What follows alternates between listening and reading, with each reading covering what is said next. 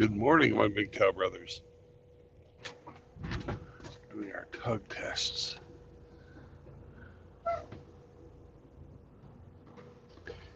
And tug test complete. Let's go get some fuel and get the fuck out of here.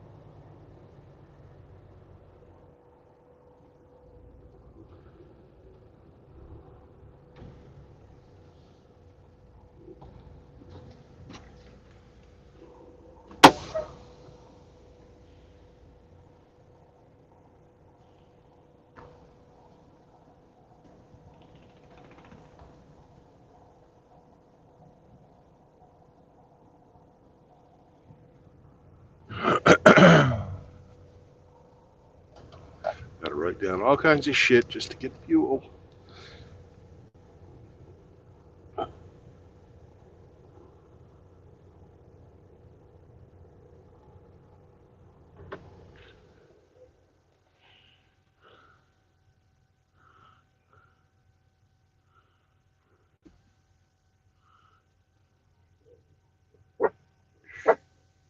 Yeah.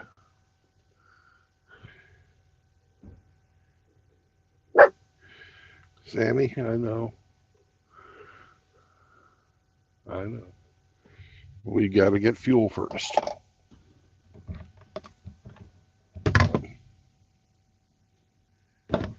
Oh, in case you were wondering, that's the I want to drink of water bark.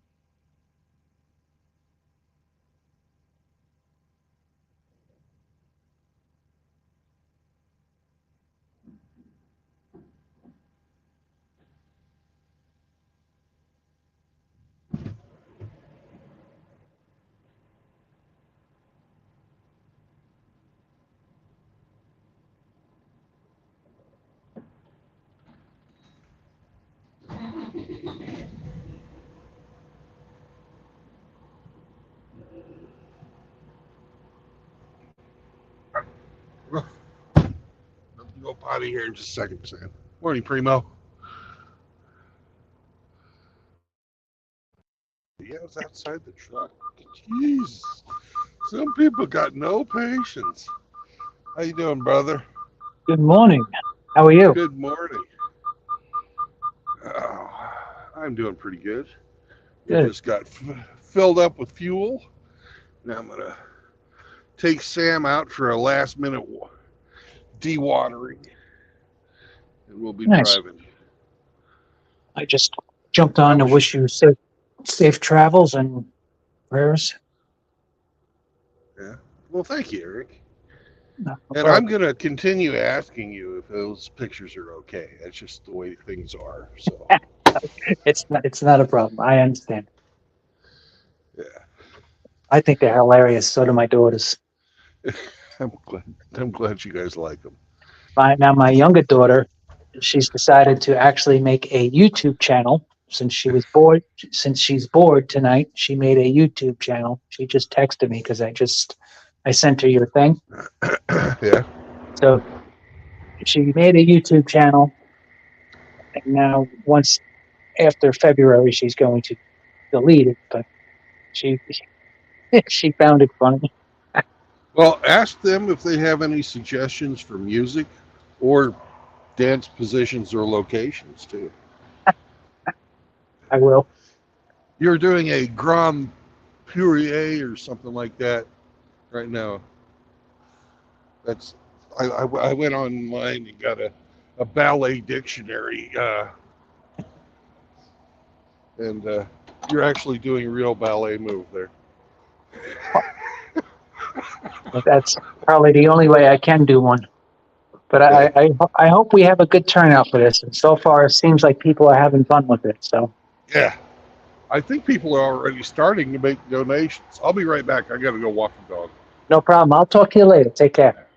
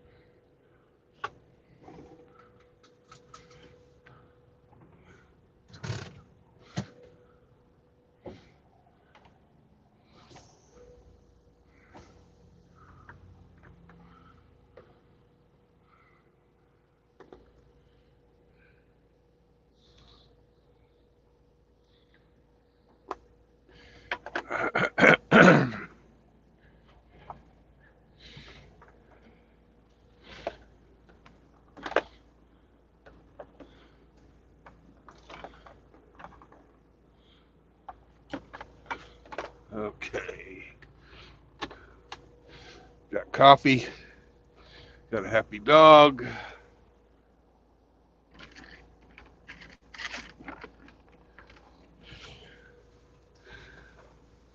Got a full tank of fuel.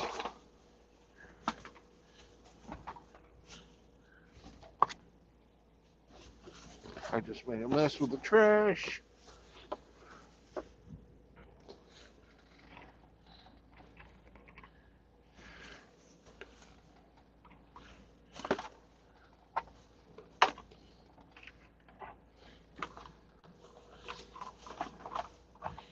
All right, now we can go.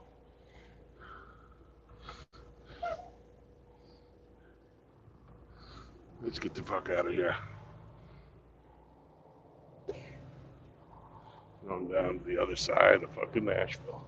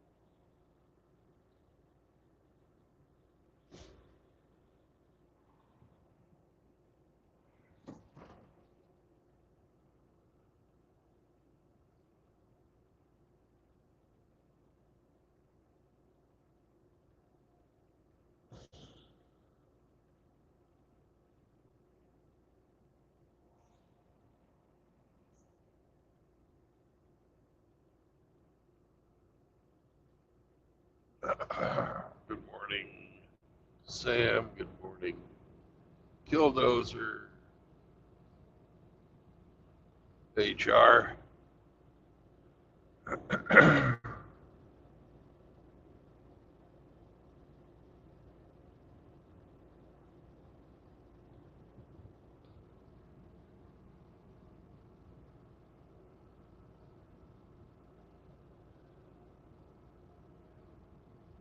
Hey, Kevin.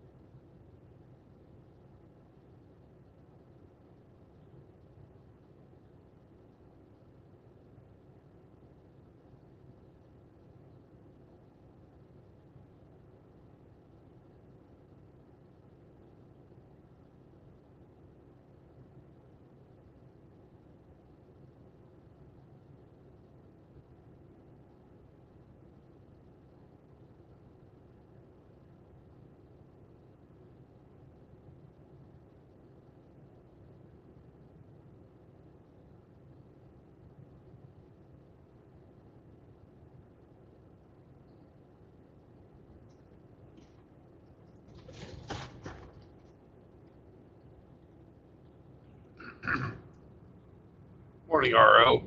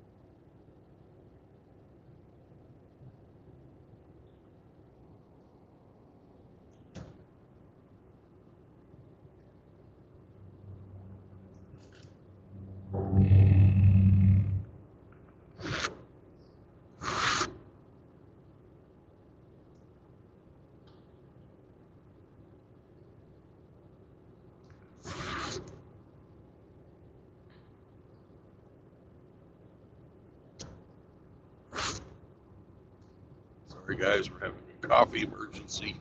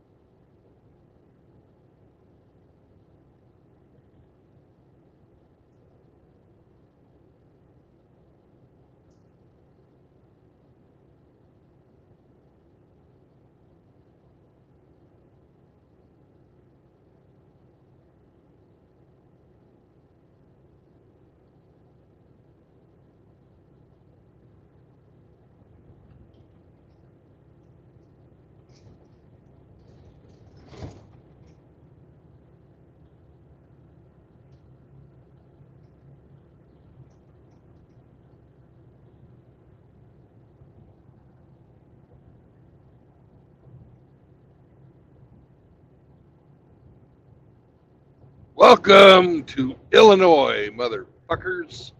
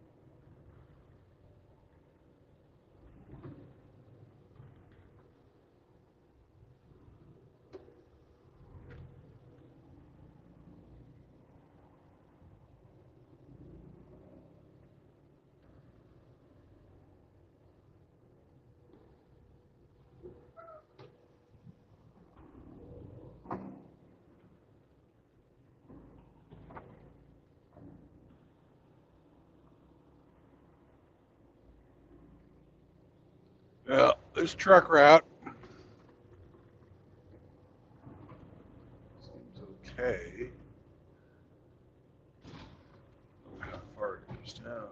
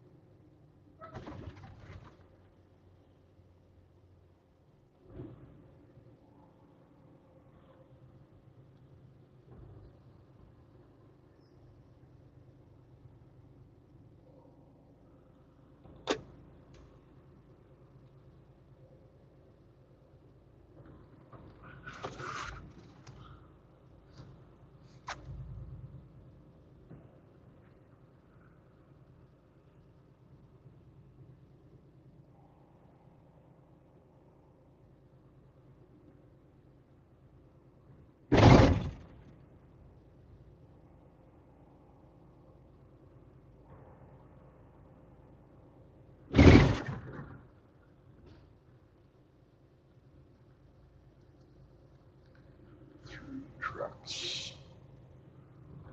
Hell, the truck route. There's no through trucks.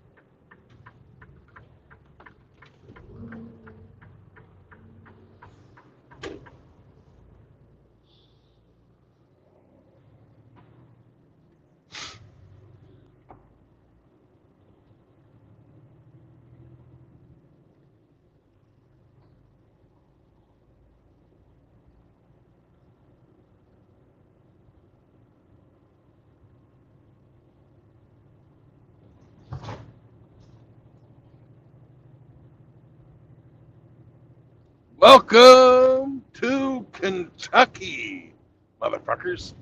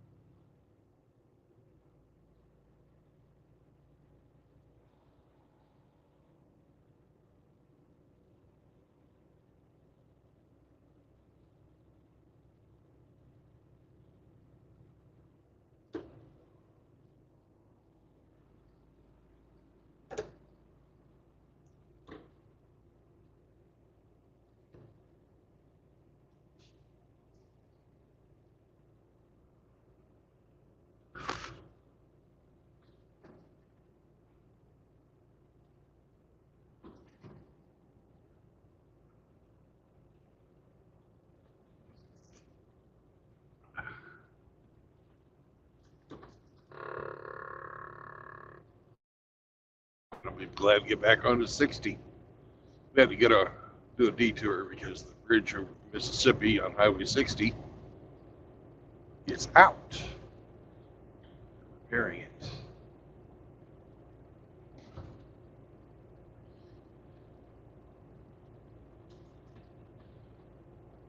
We crossed both the Mississippi and the Ohio River this morning already. Pretty fucking cool.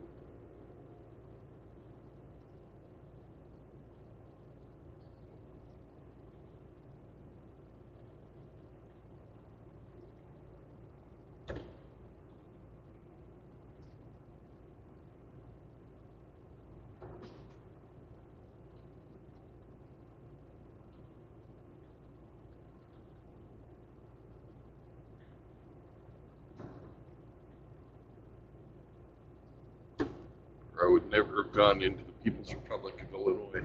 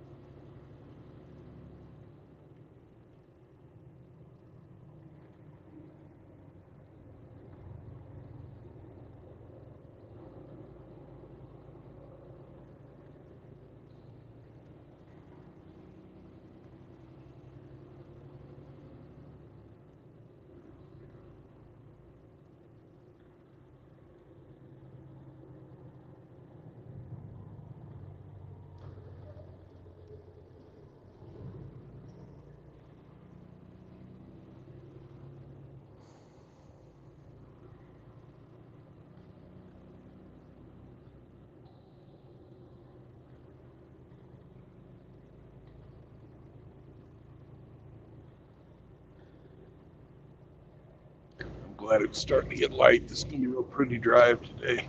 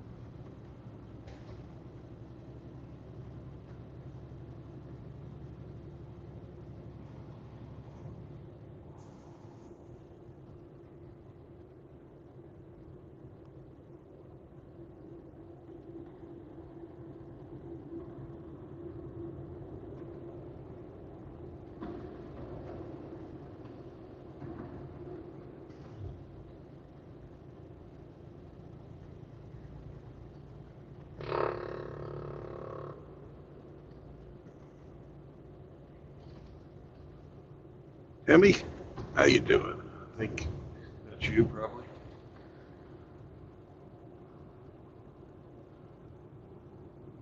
Good morning, sir. Good morning, Chihuahua. Chihuahua.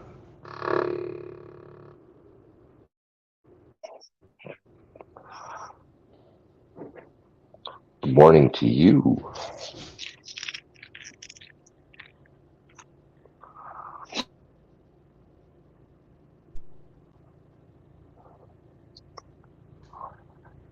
How are you doing today?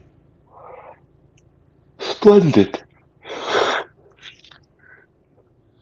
Did you find the pig? I think so. He's on the left side in the fire. Shh. Oh, Don't. oh, sorry. Is it the zombie In there. apocalypse? It's actually a representation of your ex-wife. Ah, I thought it was the Well, your ex, not ex-wife. right. I thought it was the 49 foot 11 inch tall woman. You're not 50 feet. Sorry.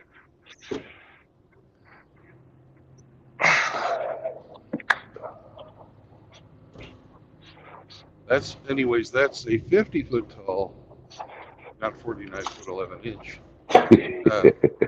Jamaican female zombie. Oh my goodness. According to Bing. Oh my goodness.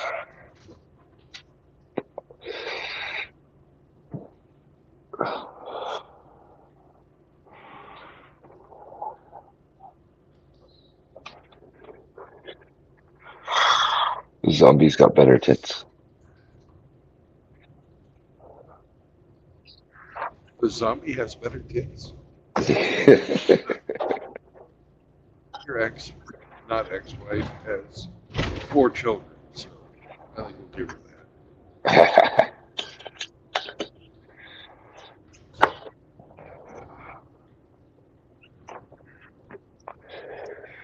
You don't get to keep your tits very nice after 4 kids. That's just the way of the fucking world. That's true.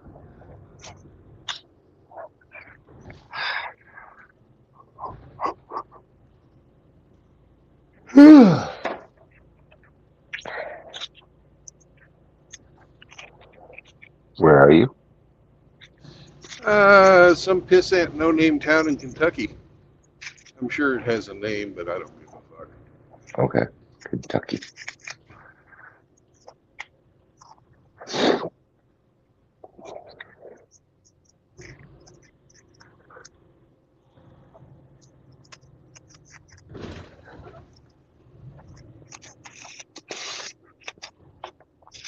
Friday.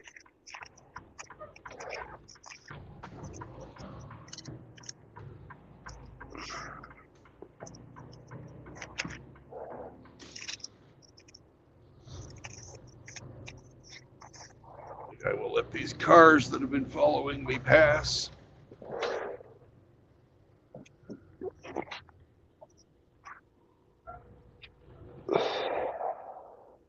Go on. Go on.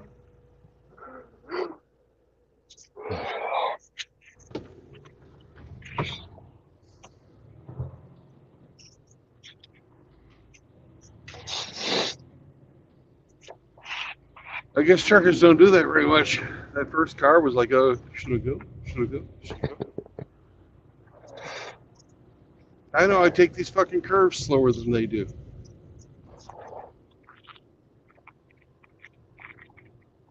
I'm ashamed.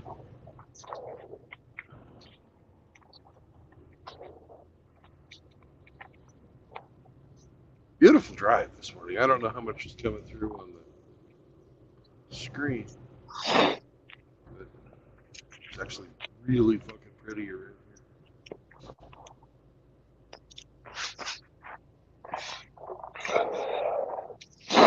The sky looks like God's angry. here.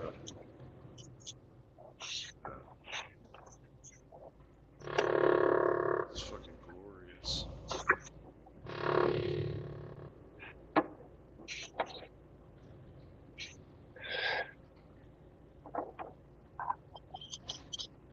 There'll never be another sky like this. Ever.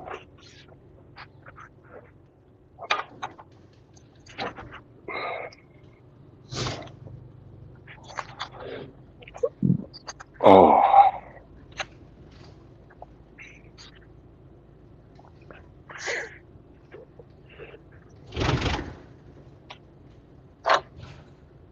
All I gotta say is Hammer needs to pay more taxes. These are upset.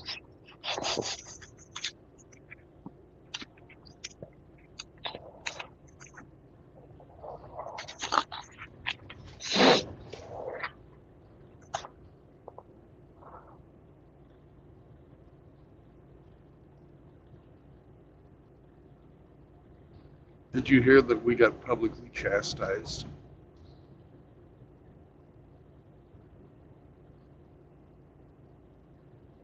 last night?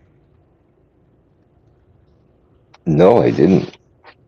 They told us to stop fucking dicking with these guys. Good advice. Yeah.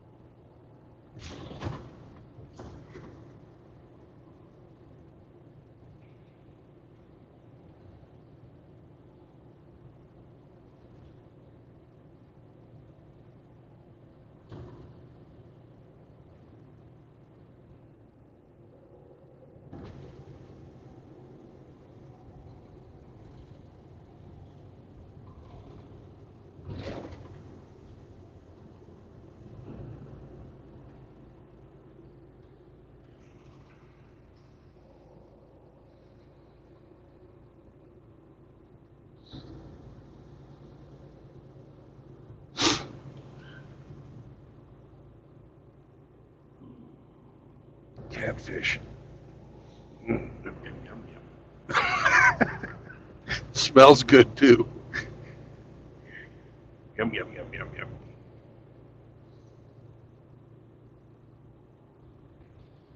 That was the Bluegrass Catfish Restaurant in Ballard, Kentucky.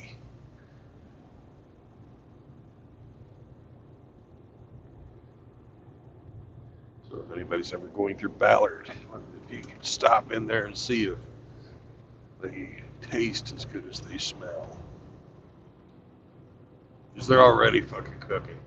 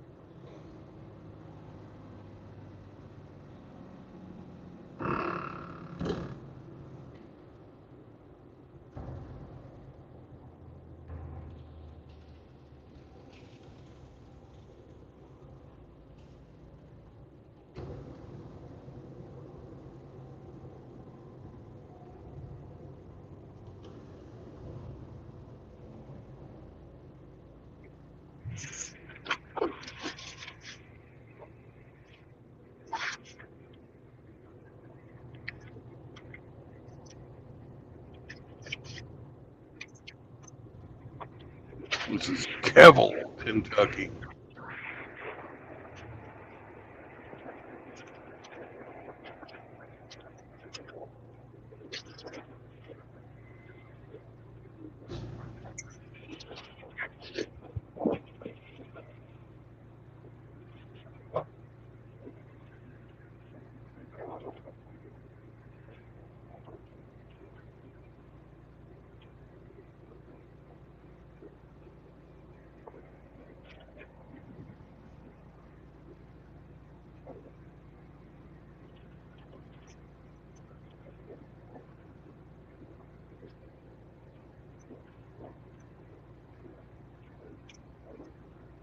Nice old fucking convertible. Fucking, what was that, Mercury? Yeah, Mercury Cougar. Sweet.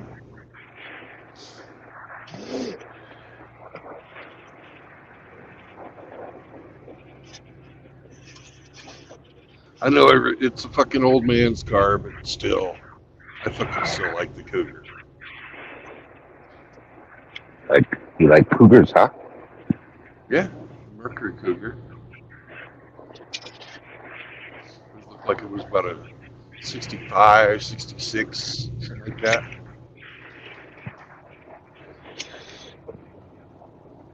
It's the one that looks like a fucking shark on the grill. Okay.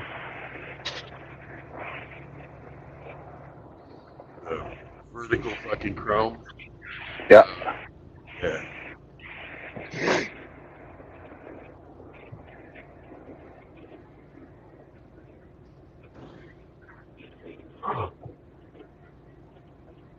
And now we're in McCracken County. McCracken. Yeah. Phil McCracken.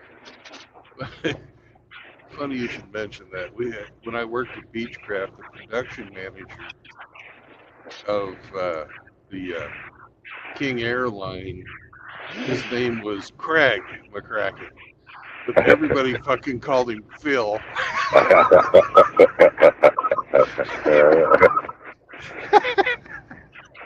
They're assholes, man. Oh, sure. Bend over and Phil McCracken. Yeah.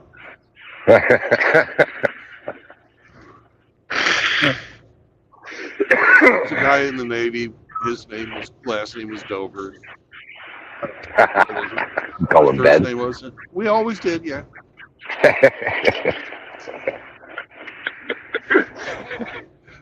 And one day, we were in formation. Chief even called him Ben. Ben will be in charge of the working party today. He's like, that's not my name. No, he was standing next to me in fucking formation because we were the same rank. It's like, oh, God damn it. You couldn't say, you can't correct the chief in formation. It's not fucking done. Right.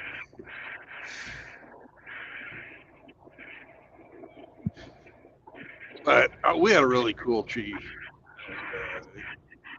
We'd go drinking with him too. So I'm sure our first class told Chief that, hey, you know, you fucked up, man. Are you still drunk?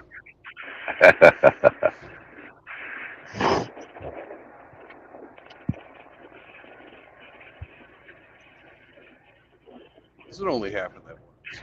Still.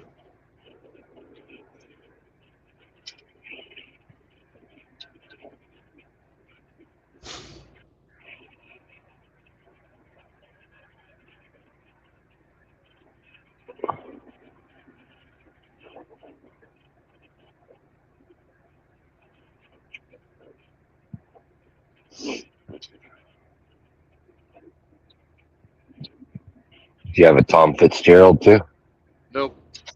Oh, We did not.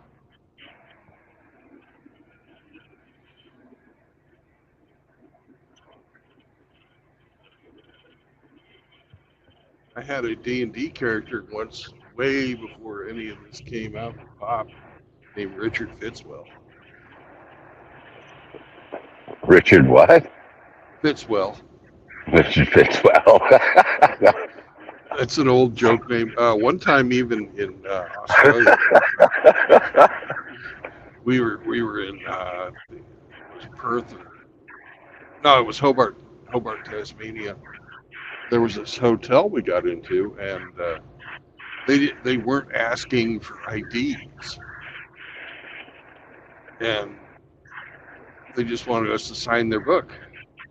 I signed in as Richard Fitzwell, and another guy I was with signed in as Dusty Bottoms. Um, everybody was using fucking joke names. It's hilarious.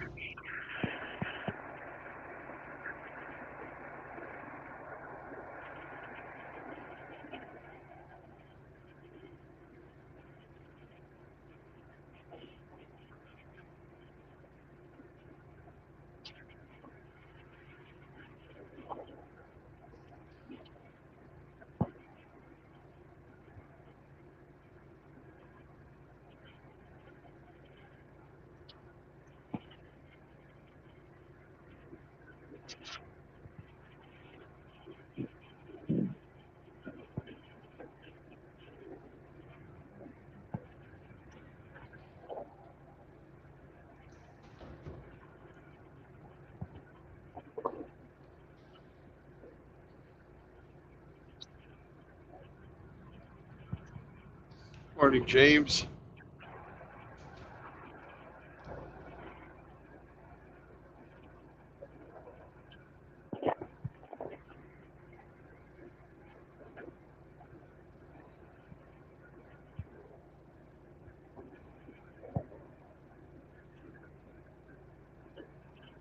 I also had a Dungeons and Dragons character who was a knight, and once he got his last name was Loin. Once he got high enough level, he was Sirloin.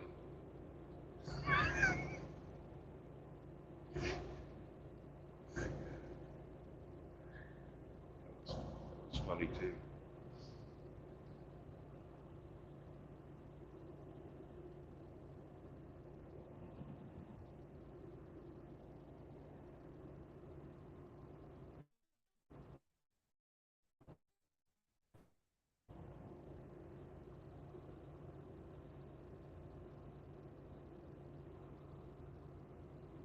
Good morning, Riggs. Ah,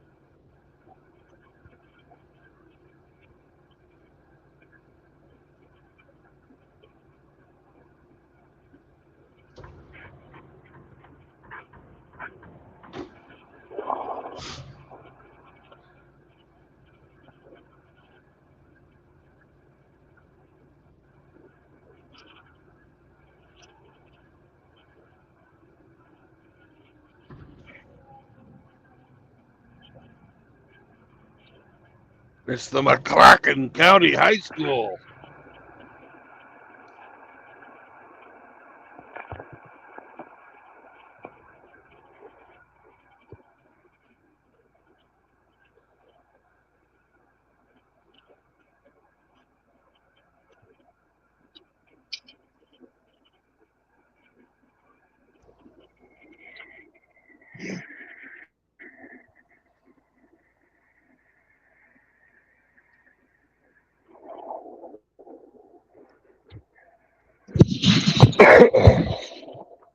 You've heard the song "Hey, You Get Off My Cloud."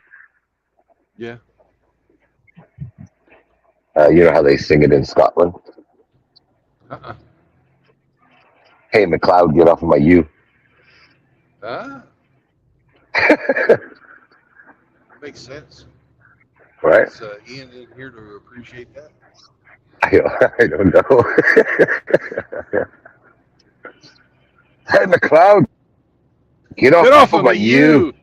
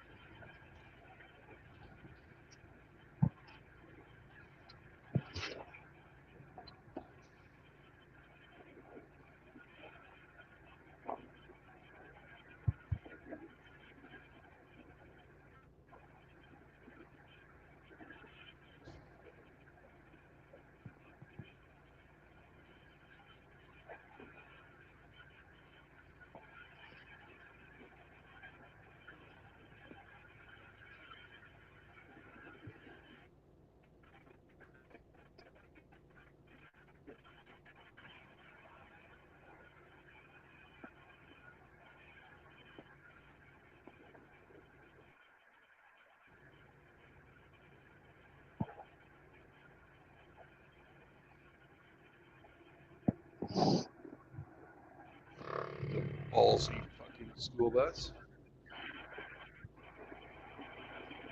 On my brakes not to hit the fucking bunch of children. Jesus.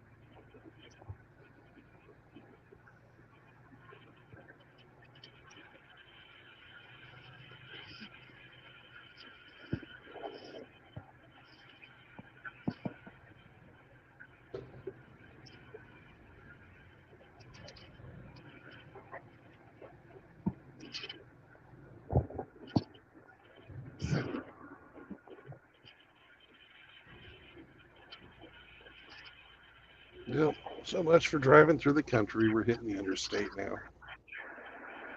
Pretty little fucking detour we had to go. The bridge over the Mississippi on Highway 60 was out. So I had to go to Illinois, then over the Ohio, and then down through a bunch of little towns. Yeah, I saw that on the trucker path yesterday. The bridge out over the river.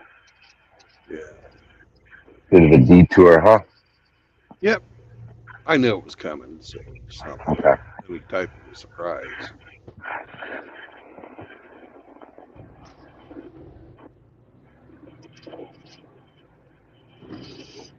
I saw it on trucker pass. But the detour was only 15 miles.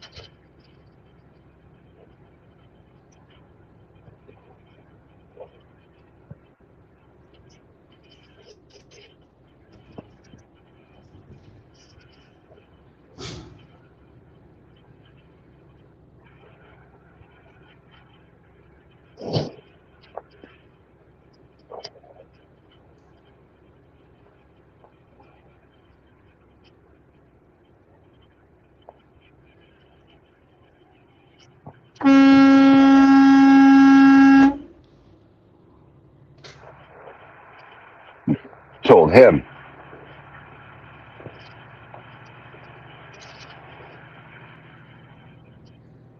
Fucking old man. Drives like an idiot.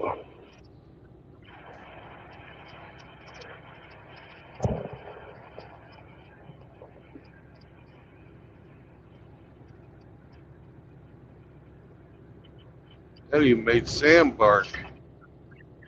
They just slow down so fast. Thank God they stacked the freight close to the fucking front. I'm sure it shifted.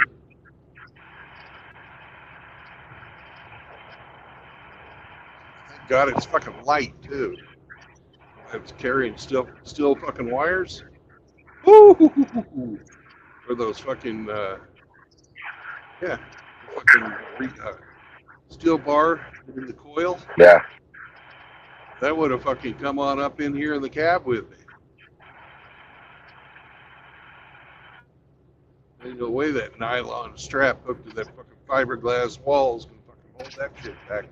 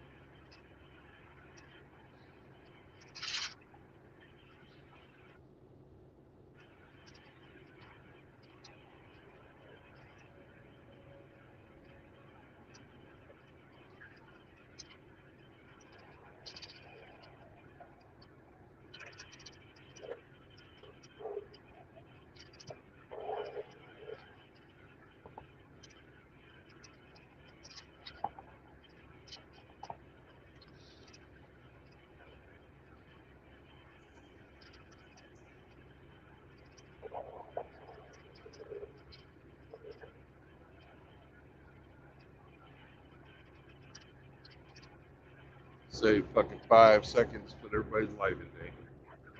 God, I fucking hate drivers sometimes. These people are idiots.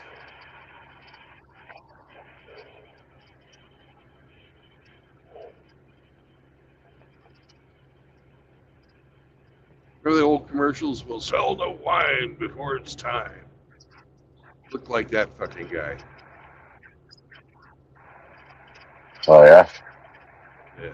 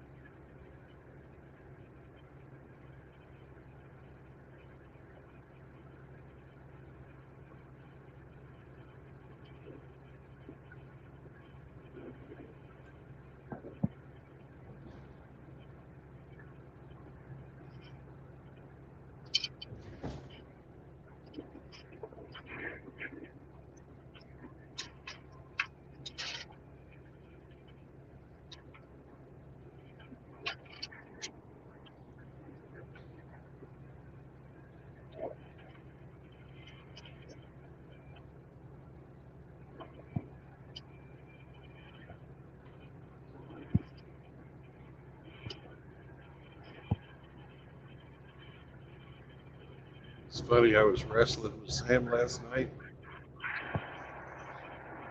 and he jumps Like when I wrestle with Sam, he gets on the bed, and I kneel down in front of the bed, and we growl at each other and stuff like that.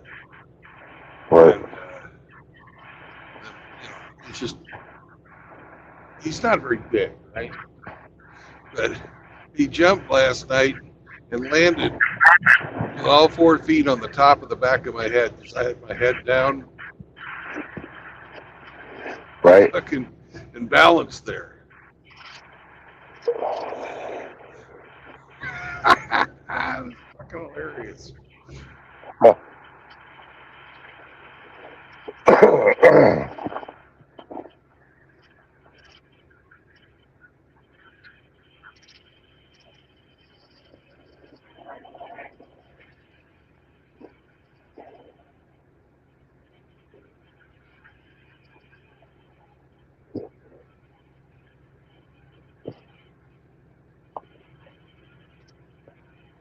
He's got moves like Super Mario.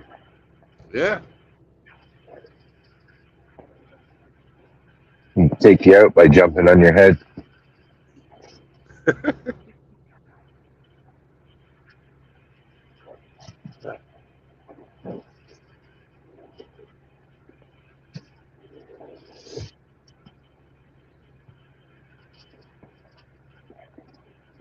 Hours of entertainment. Yeah.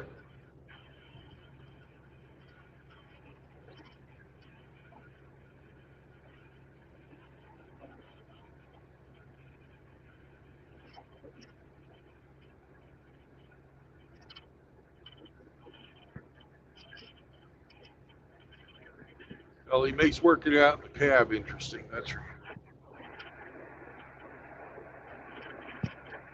See things workout time is playtime.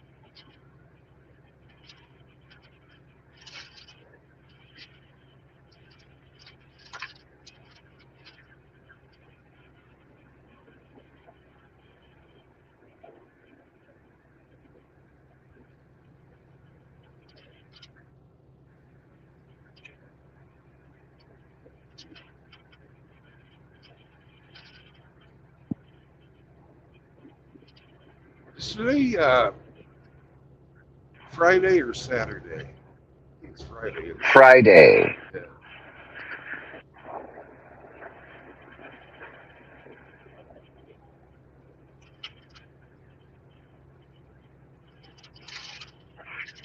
And Constantine may not be playing D&D tomorrow. Right. I knew that much.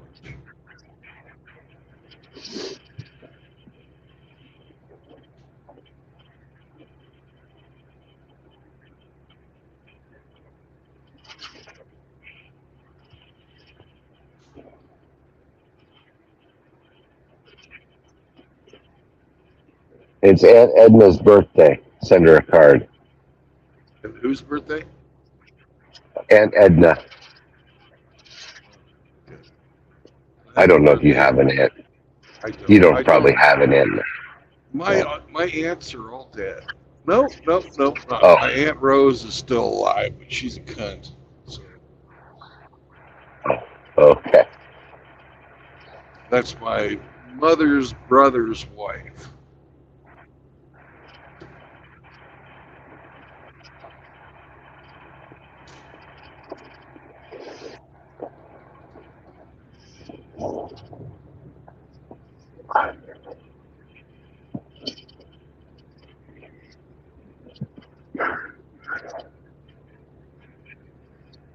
A rose by any other name is still a cunt.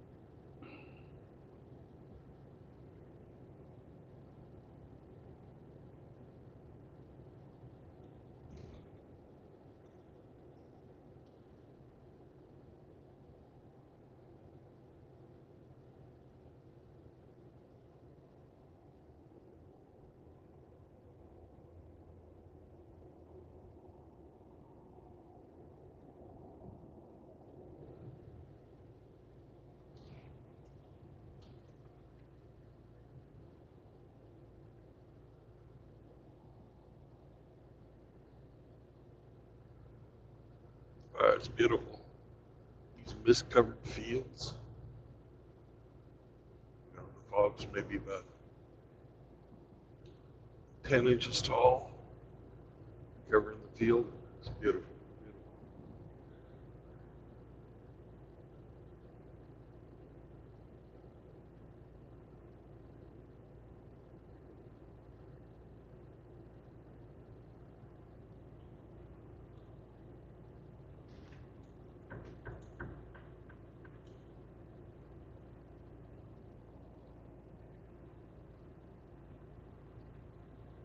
Low-lying bogs had cypress trees growing in them. Okay. Pretty, pretty, pretty, pretty. America really is a beautiful place.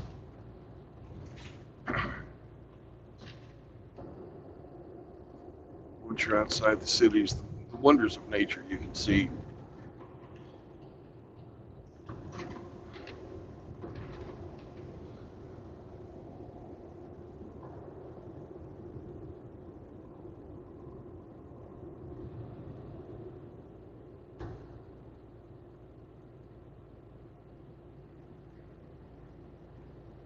I'm sure Canada's the same way. I just haven't gotten a chance to drive up there much at all, other than as a civilian.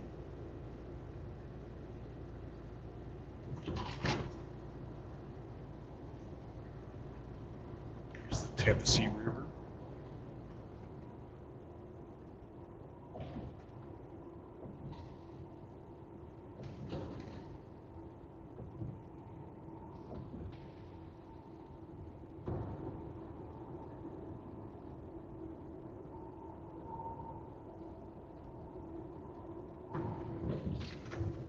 No, that wasn't the Tennessee. That was the Grand.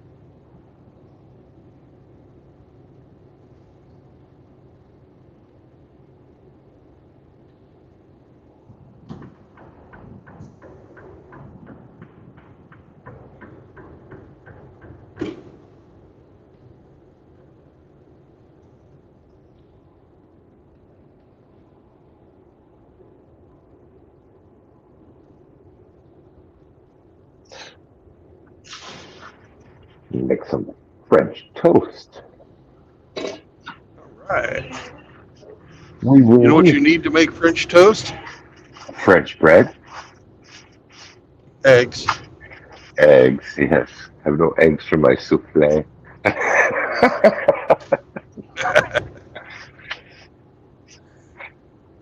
Well, if I look in the refrigerator, I have eggs, Brandon. Haha, you're wrong. You're right. I have 7 eggs. Well, you got your own fucking ducks making eggs for you all the time. And they slow down in winter, man. You hardly get many eggs in winter. Oh, no eggs in winter. I think we've had like 3 all winter long.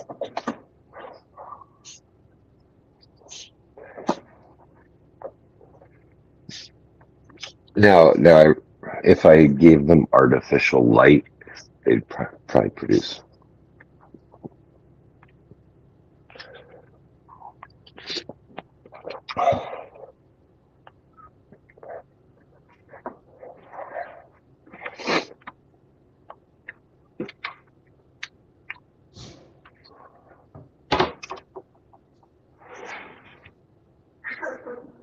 Great deal of snake killing going on underneath the seat right now. Kill it, snake, Sammy. Kill it, kill it.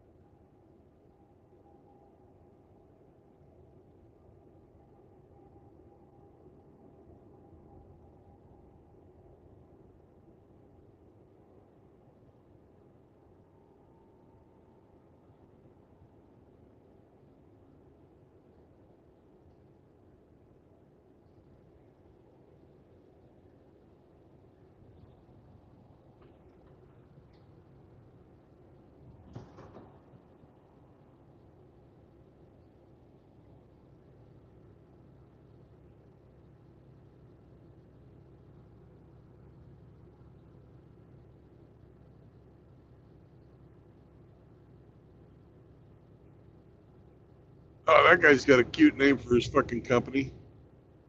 McLoad instead of McLeod. Load. That's clever. Yeah.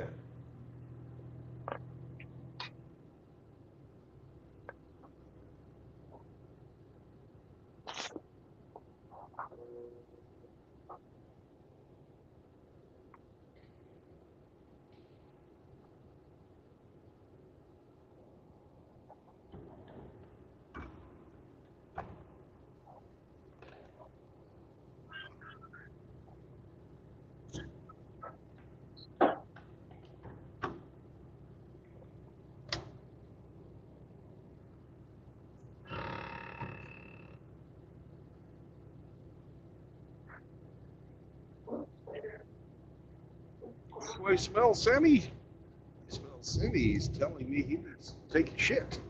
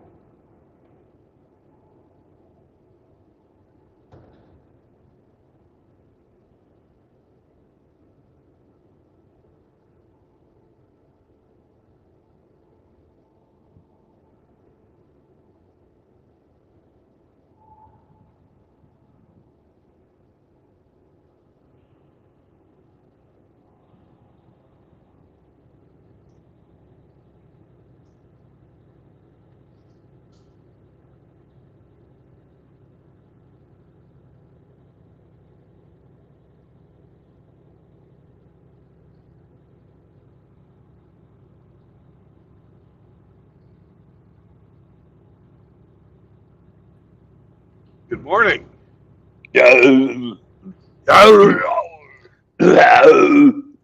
Sorry, I bailed out last night. The power went out. No shit. I don't know what the hell happened. Just boom. So,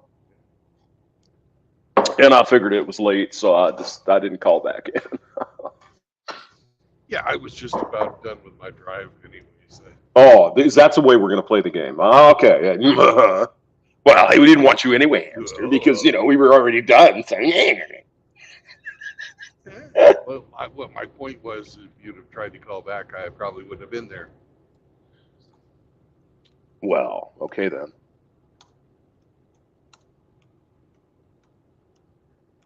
So how you doing, Hamster? Just couldn't be happier, I tell you. I can barely wait to get into work. I mean, I'm so excited. I can hear it in your voice. Can you? Yeah, I believe every word too. Mm-hmm. Yes. Yep. So, got to go do that. And tomorrow we're going to have another Inglorious Bastards. So, maybe I'll dual stream you. Who knows? Woohoo! It'll be exciting. Oh, yeah. That sounds kinky. Oh, baby, stop it. Soak me in honey and make me wet. Ooh.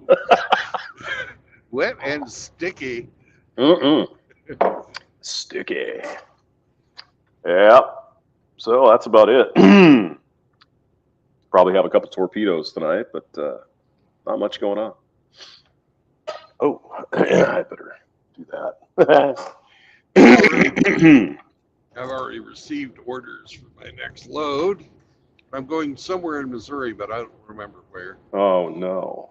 So I may or may not be coming to the St. Louis area. Well, you let me know, mister, because it is the weekend and Hamster has a little more time. Yeah. On the weekend. And there won't be any There probably not going to be any D&D this weekend. You're not D&D? Well, on Saturdays we always play D&D. Well, I know, but you're not going to do it. Yeah, Constantine is. He's also going to school to get his master's degree in. Fucking some type of fucking computer programming shit. Okay. Some type of computer programming shit. As well as working as a fucking full-time mechanical engineer for a company that shall go unmentioned. And Sam, we could have gone there, Sam. Because Sam was telling me he has to take a shit. Oh boy. So, well, he farted. That's how he communicates. Well, at least he didn't shart. That could happen. That could be. Could be quite deadly.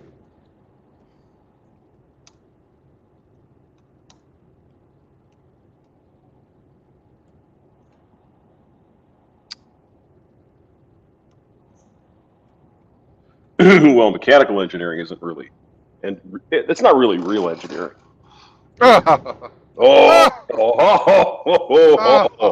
See, now that's how you get them worked up. Oh yeah.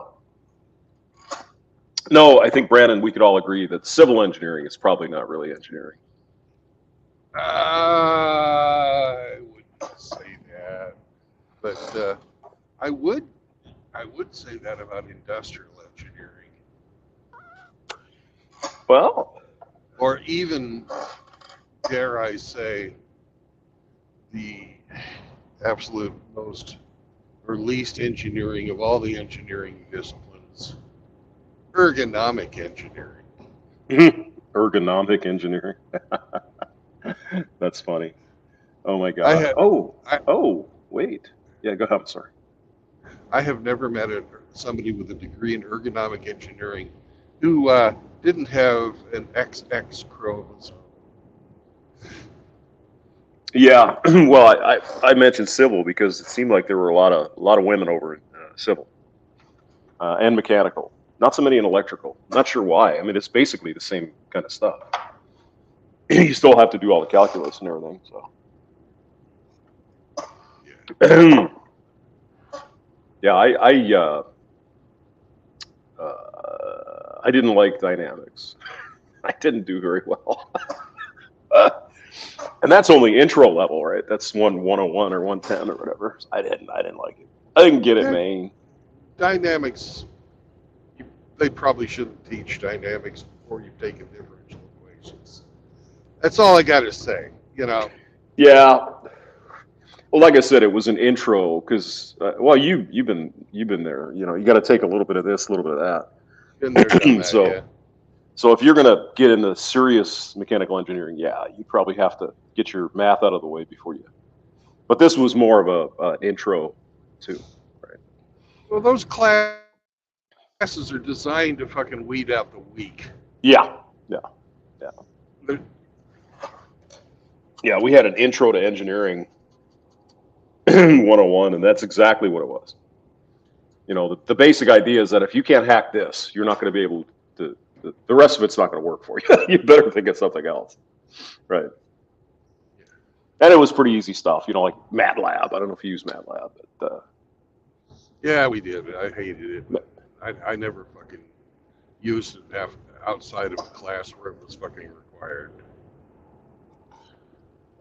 well, they have a whole new thing called Simulink, where you can simulate a bunch of your stuff, engineering problems with it.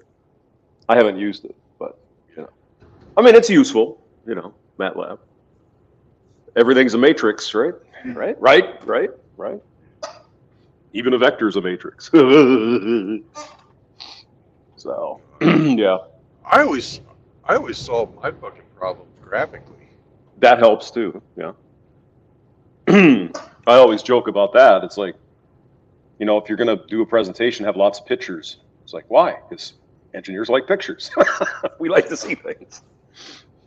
It's a lot better than a bunch of math and, oh, here's, you know, del cross A. Show me something. Give me a picture. Give me a graph. Give me something. So I agree. I agree with you. You know, because if you're solving a fucking dynamic problem, you're dealing with a certain kind of fucking waveform. If it's a vibration, if you're talking about a torque, it can be expressed as a fucking, you know, type of fucking circle, right? Mm-hmm. So why not fucking solve it with circles and waves? You know, what the fuck? Why fucking throw all these fucking terms people don't understand? Like, what the fuck actually is a cosine? What's it? What's a fucking, you know, what's it? You can see a fucking tangent a hell of a lot better than you can calculate one. You know, a tangent is just a fucking, if you take a line and stick it on the side of a circle, at that point it's the slope, on right? the fucking circle, there's your straight line that comes off at this fucking whatever angle. There you go. Why fucking make it hard? Because I guess they like it I don't. to be hard. I don't know. Yeah. Well, I mean, there's some of that stuff too. I think when you're going through the engineering and all the math and shit, if they would give you a use for what you're doing, right? Okay, I understand it's a tangent to a circle, but what is that going to do for me, right? And you know, obviously, you know, you have to start at the very bottom, you know, y over x and all that other happy shit, right? Rise over rho and all that crap. Yeah, what is a cosine? Well, cosine is a sine wave that's 90 degrees out of phase. Okay, with the other one, right? Yeah. Well, what do you do with it? What do you do? Well, in electrical, you do a lot with it, Well, and yeah, mechanical too, right? You get vibration and all that other. Yeah. Stuff, right? Yeah. Yeah, there's plenty of. Oh, okay. Computer's shutting off now. I gotta pack it in the bag so I can go over to St. Louis. Yay! Woohoo! Yeehaw! Have fun in the But- traffic, going through the construction. Oh no, I take a side road. I don't go through 70. Fuck that. Okay. I mean, the other day we just had a little rain and shit, and people were running into each other all over the place. Like, come on, guys. Come on now. Come on now. No, it's yeah. I mean, it's all this stuff shows up in nature, so you gotta know it, right? Yeah. So, I mean, I think it's fun stuff. I get it. I like it. Yeah. You can, and the thing that really fucking got to me, we did this one class where we were, it was a materials engineering class where we were looking at fucking interpreting fucking X-ray spectrography, where they fucking figure out the crystal fucking structure of whatever by X-raying powdered stuff. Right. And you can tell what the fucking crystalline structure of the stuff is by looking at these fucking dots that fucking are when you do your fucking X-ray. You hit a crystal, and it's going to give you a certain dot pattern depending on if it's body-centered, cubic, or hexagonal, fucking, or whatever,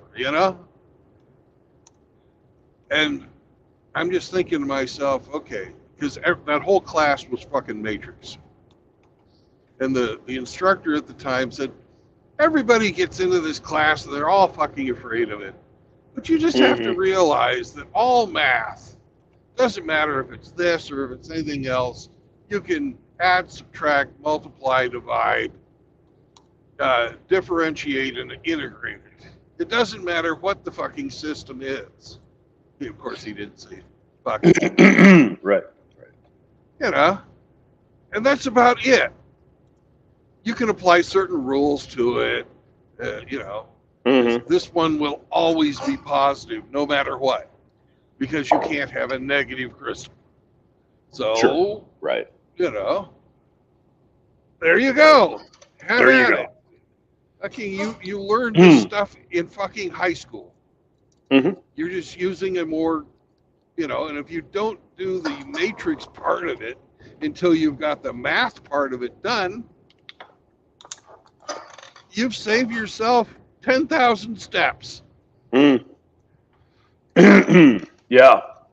Well, I mean, that's, applying this stuff is as you're kind of getting at here. You already learned a lot of it, right? You just need to apply it in a different way. Yeah. So it's just like optical stuff, lasers, fiber optics, and all that. It's the same. Excuse me. It's the same equations as electrical. Right? No difference. Maxwell's equations. That's all it is. Except it's light. That's the only difference, right? And so I remember being in the optical class, and I'm like, what the fuck? This is gamma this, and what the, oh my God, lambda that. It's like, wait a minute, hold on. Look at the equations. It's like, oh, shit. It's just Maxwell. It's like, okay, I get it. Yeah. Yeah. And for those who don't know, Sir James Clerk Maxwell he built on everybody else too, Ampere and all those guys, right? Right, Maxwell's equations. Yeah. Oh my God. Speed limit 55? What the fuck? Oh my God. No. But all it is you're relating electrical and magnetic fields. That's all it is. That can't be right. It is. There's nothing out here to slow down for.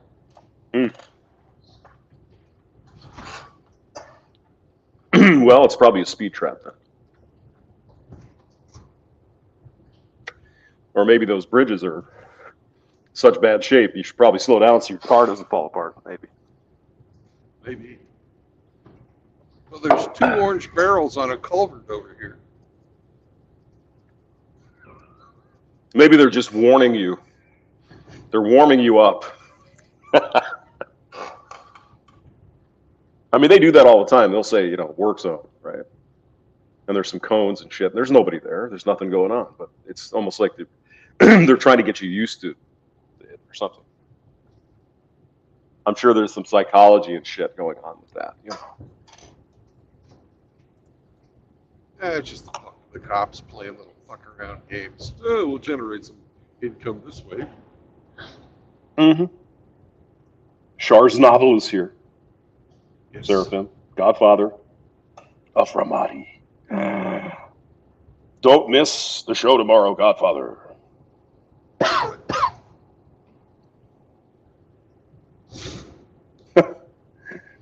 Godfather of Ramadi.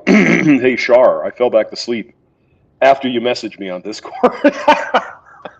Okay. Exciting news. This is some important conversation we have going on here. Yeah. Seraphim Now, says Char- math is descriptive, not explicative. A description is not a oh, okay. He's math nerding on us. Oh, cool. Yeah.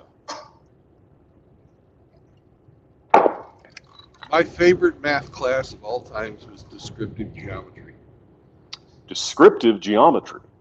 Yep. And what's that all about? Using math to describe fucking shapes. Oh, okay. Makes sense. Or is it a girl? Is it a class the girls would like because they could just write papers and not have to do anything? Is that it? I could just describe a circle. It's kind of circle-y looking. It's roundish. It's got a radius and stuff. Just remember though, it was the UFOs that came up with pi, right? Sure. They gave pi to the Egyptians. That's why, there's pi in the pyramids. Yep. Well, pi is sort of natural. So, if you measured out a distance with a measuring wheel, you'd naturally get some pi involved, wouldn't you? Well, girls like it because they didn't used to shave. The hair pie. Remember hair pie? Oh, God, yes. Yeah. Yes. Yes. You can even look back, like pictures of the 60s, 70s, 80s women, where they still had a full hairbrush down there, and it would push out the pants. You remember that? Yeah. There was enough fuzz down there where it's like, God damn. Yeah, nowadays I guess they all shave. Probably, I don't know. I don't know. Dude, I have no idea. Well, I mean, they got to. Have you seen some of the dental floss sort of bathing suits they wear? It's like they'd have to shave all of that, or else it'd be all hairy and shit. And shit. And shit. Godfather of Ramadi hamster sounds like torpedoes for breakfast. No. I have to work. No. No torpedoes today. Well, at least not now. Maybe later. I just saw a fucking billboard that said immunize against HPV. And it had 3 white girls and a black guy in the background all smiling. Get out of here. Really? No way. Oh my God. Well, you remember there was a bit of a controversy over that. Remember that? Yeah. And there should be, because it says, this is actually the most common form of fucking STD that's out there.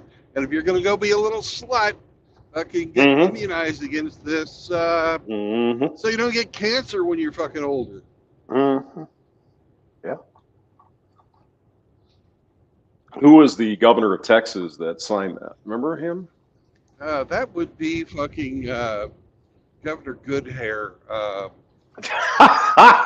Yeah, Governor Goodhair. Oh, that's good. That's perfect. He went on to be the fucking energy secretary. Yep. Can't remember his fucking name though. Governor good hair. Yeah, he ran for president too, I think. Yeah, he dropped out. Can't think of his name though. That's weird. But yeah, whoever it was, yeah. There was that deal in Texas where, oh yeah, he's going to mandate this. You're just going to turn all women into girls into sluts. Oh my God, how could you? Well, they weren't. They're wrong, already were they? they're already sluts. True, but it's probably not gotten much better. That's only a one-way street there, yo. Well, Houston not a- has the highest rate of fucking STDs than anywhere in the nation. So Is that right? Wow. yeah, Jeez. at least for chlamydia and gonorrhea.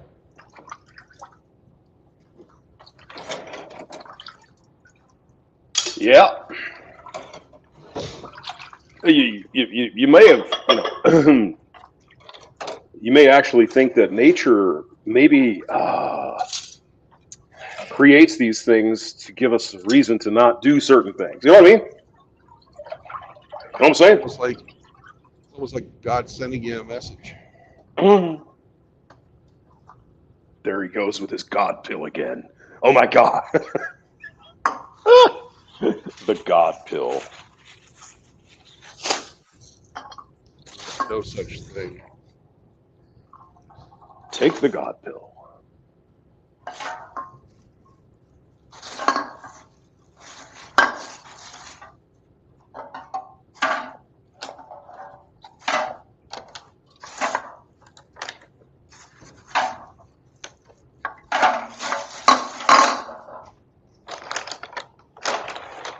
But I mean, we're mostly right, Brandon. Is that women haven't changed that much? They're just more open about it. That's the bottom line. They've always been getting fucked all the time. It's not a big surprise.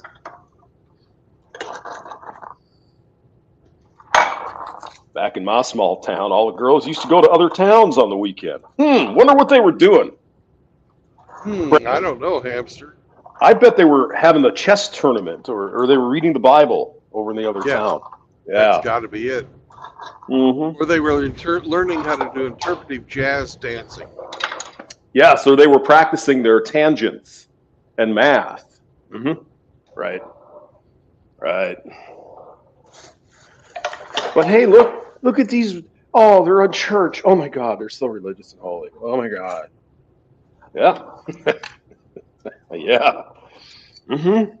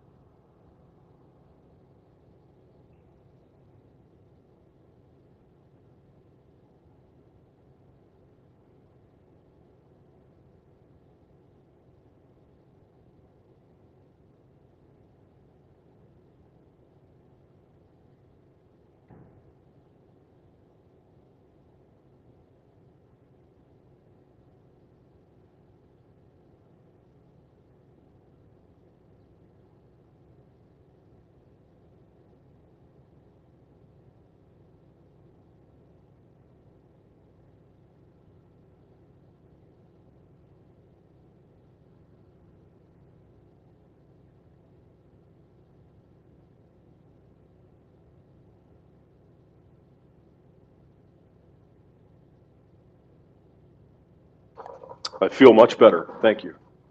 Oh, good. I drained my sink. And I didn't want to put the noises on. I'm not like Hemi, who he drills in the show with his microphone on. He's the bastard. He is. He is. I have a challenge for you, hamster. Do you see today's fucking thumbnail? What? I don't know if I did. Let me go look here. Let me get my coffee first, and I will go look. Oh, of course. Give me 1 second. Delicious hot coffee.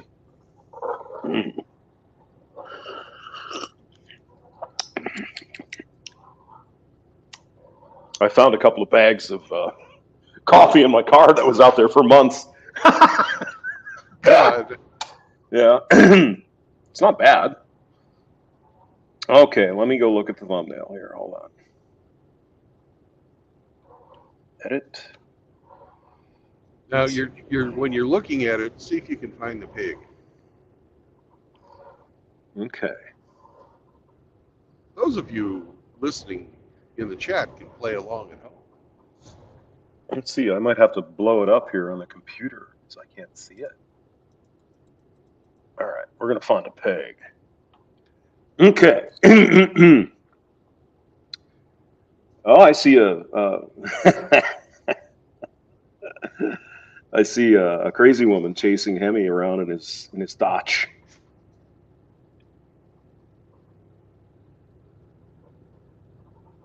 Where's the piggy? I don't see a pig, Brandon. There's a pig in there. There's a pig. Hemi found it.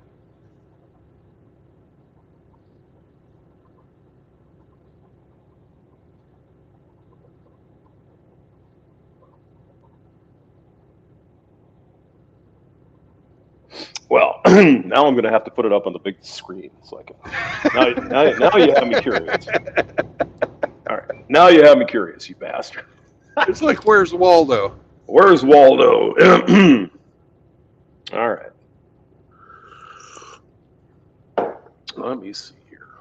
Oops. There we go. And when you do find it, Mm-hmm. don't say anything. Or don't Okay. say where it is. Just say yes or no.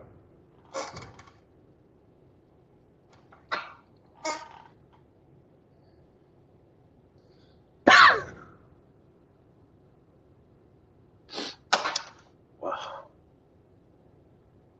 Let's see here. Zoom. Zoom, zoom, zoom. Okay, that's better.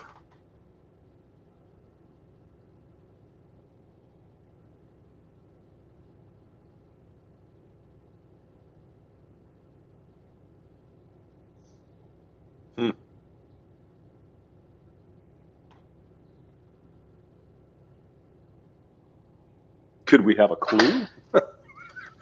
It's in the picture. Okay, well, that's good. Good. Yeah.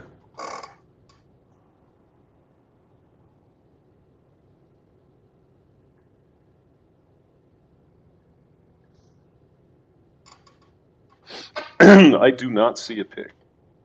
Okay. I'm just a loser. No, you're a hamster. Stop it. Stop it.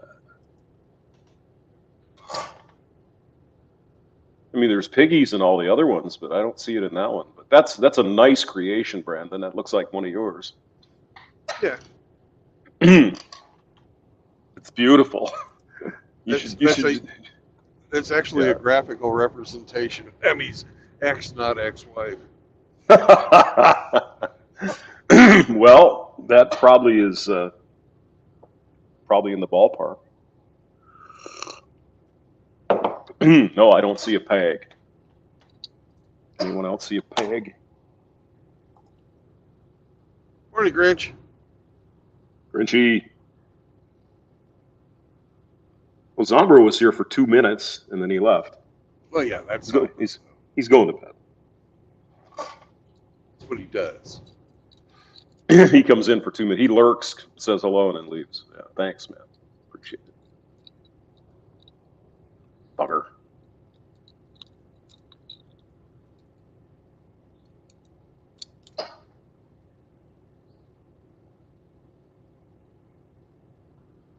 The new Gone with John vid. No, I haven't. Gone with John is a new video. I'm gonna have to watch it because I don't get. They fucking don't send me fucking Gone with John stuff, and I'm always getting fucking unsubscribed to him too. Yeah. Doesn't surprise me. You know, YouTube.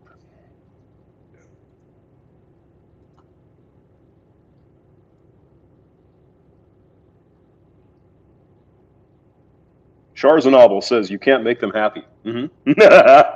That's talking about women.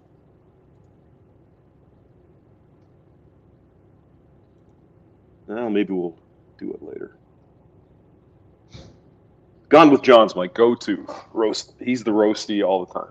I never roast him. Hammerhand had one last night too. yeah. Went to bed early.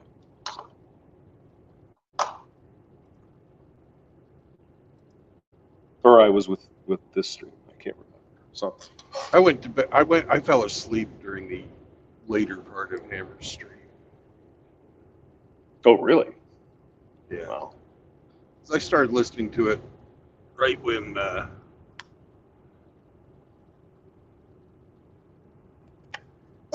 but here's Hemi. He found the pig. Welcome back, Hemi. Hemi.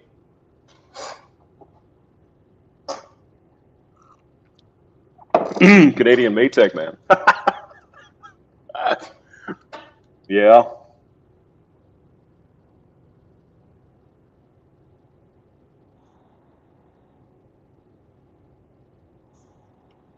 There used to be a time when Maytag was pretty good. I don't know if they are anymore.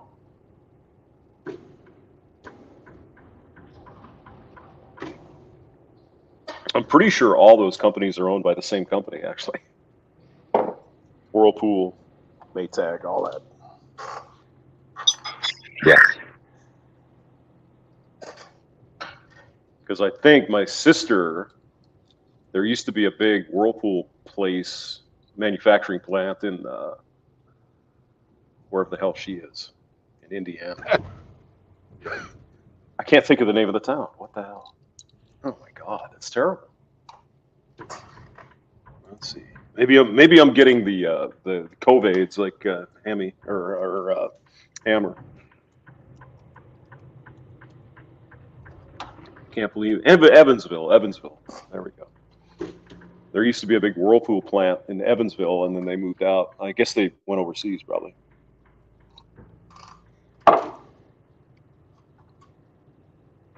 Yeah, Whirlpool bought them all. Or or as Brandon would say, Whirlpool. Yes, with your cream whip. Oh, yes. Anybody know where that whip comes from? No. Yeah, it comes from John Candy in the fucking Blues Brothers movie.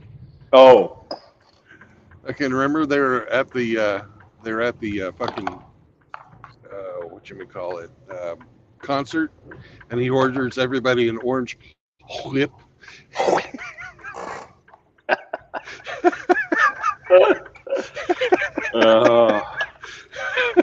I think so. Yeah, I think I remember that. Yeah. He was a funny son of a bitch. He was Yes. fucking funny. Okay.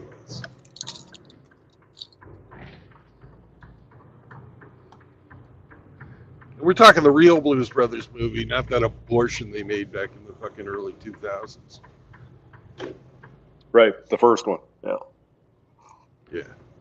First one and really the only one.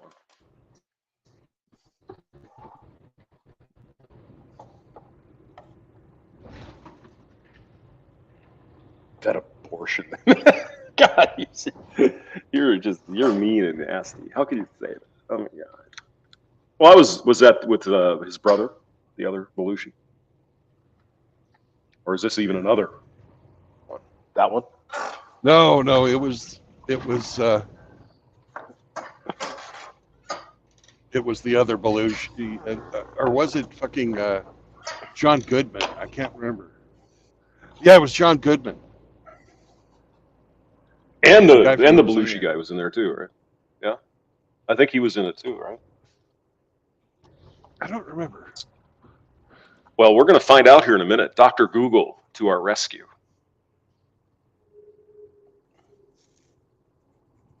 All right, let's see here. Where's Dr. Googly? Yeah, I think it was John Goodman and Jim Belushi and some other people.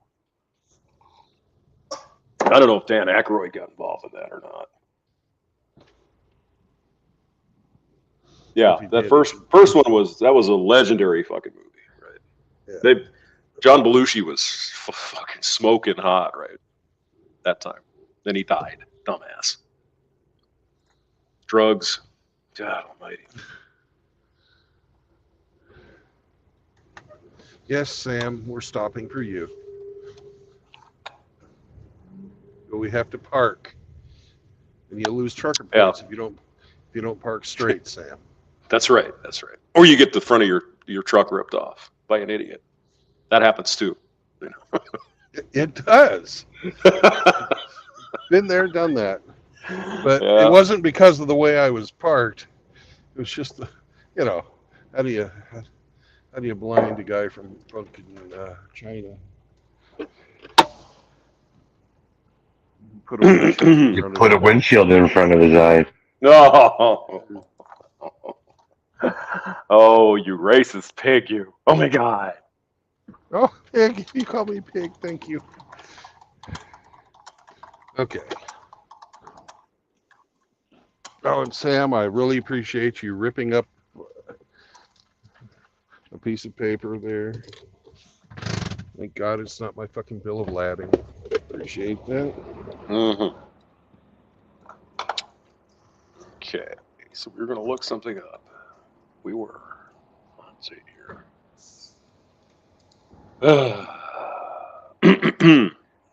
Why do you get into the trash? It's not for you. It's trash. Trash already. Trash. Yeah. Oh, God. How can we possibly have this much fun?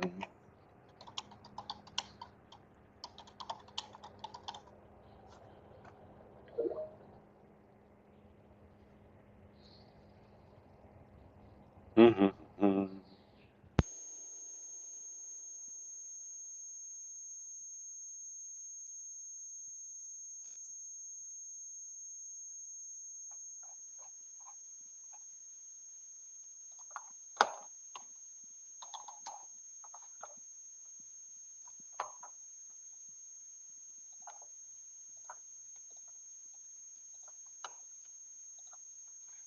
Let's see who was in it.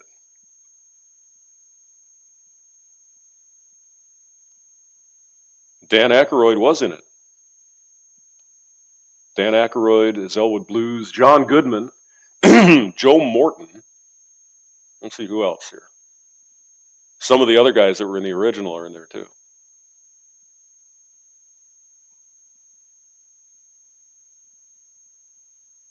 But I don't see Jim Belushi, so maybe this is a different one I'm thinking of.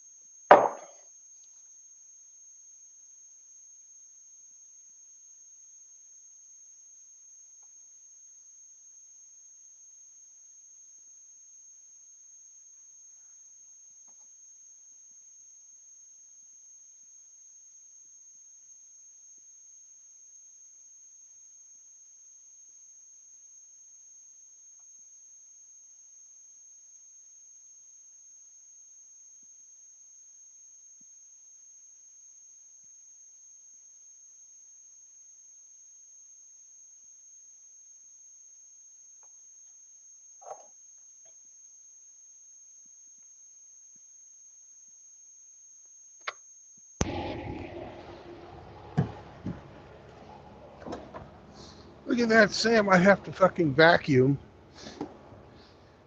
the truck because you couldn't stay out of the trash.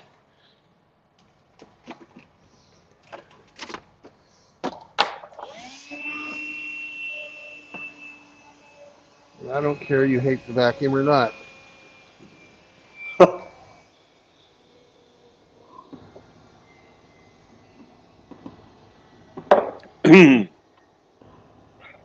Vacuum sounds like it needs a charge. Yeah, it does. Yeah. I'll do that tonight.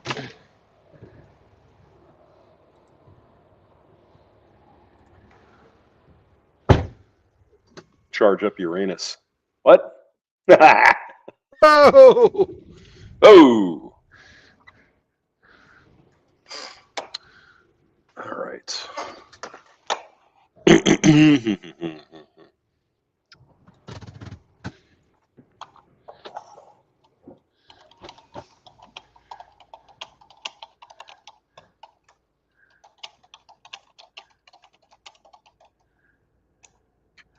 All right.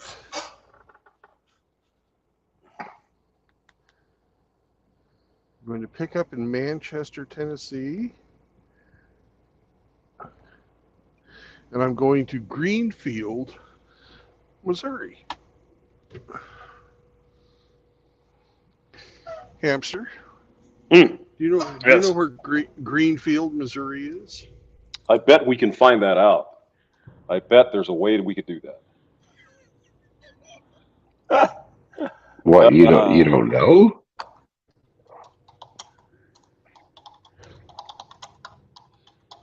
I do not know. No, I do not know. Let's look here.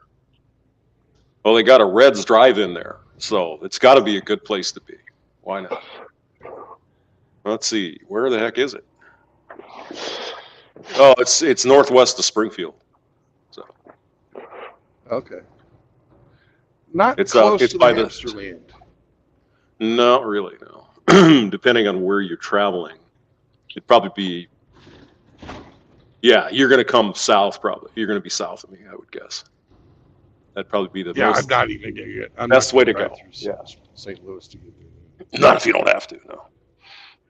So it's Greenfield, and it's right by a big reservoir.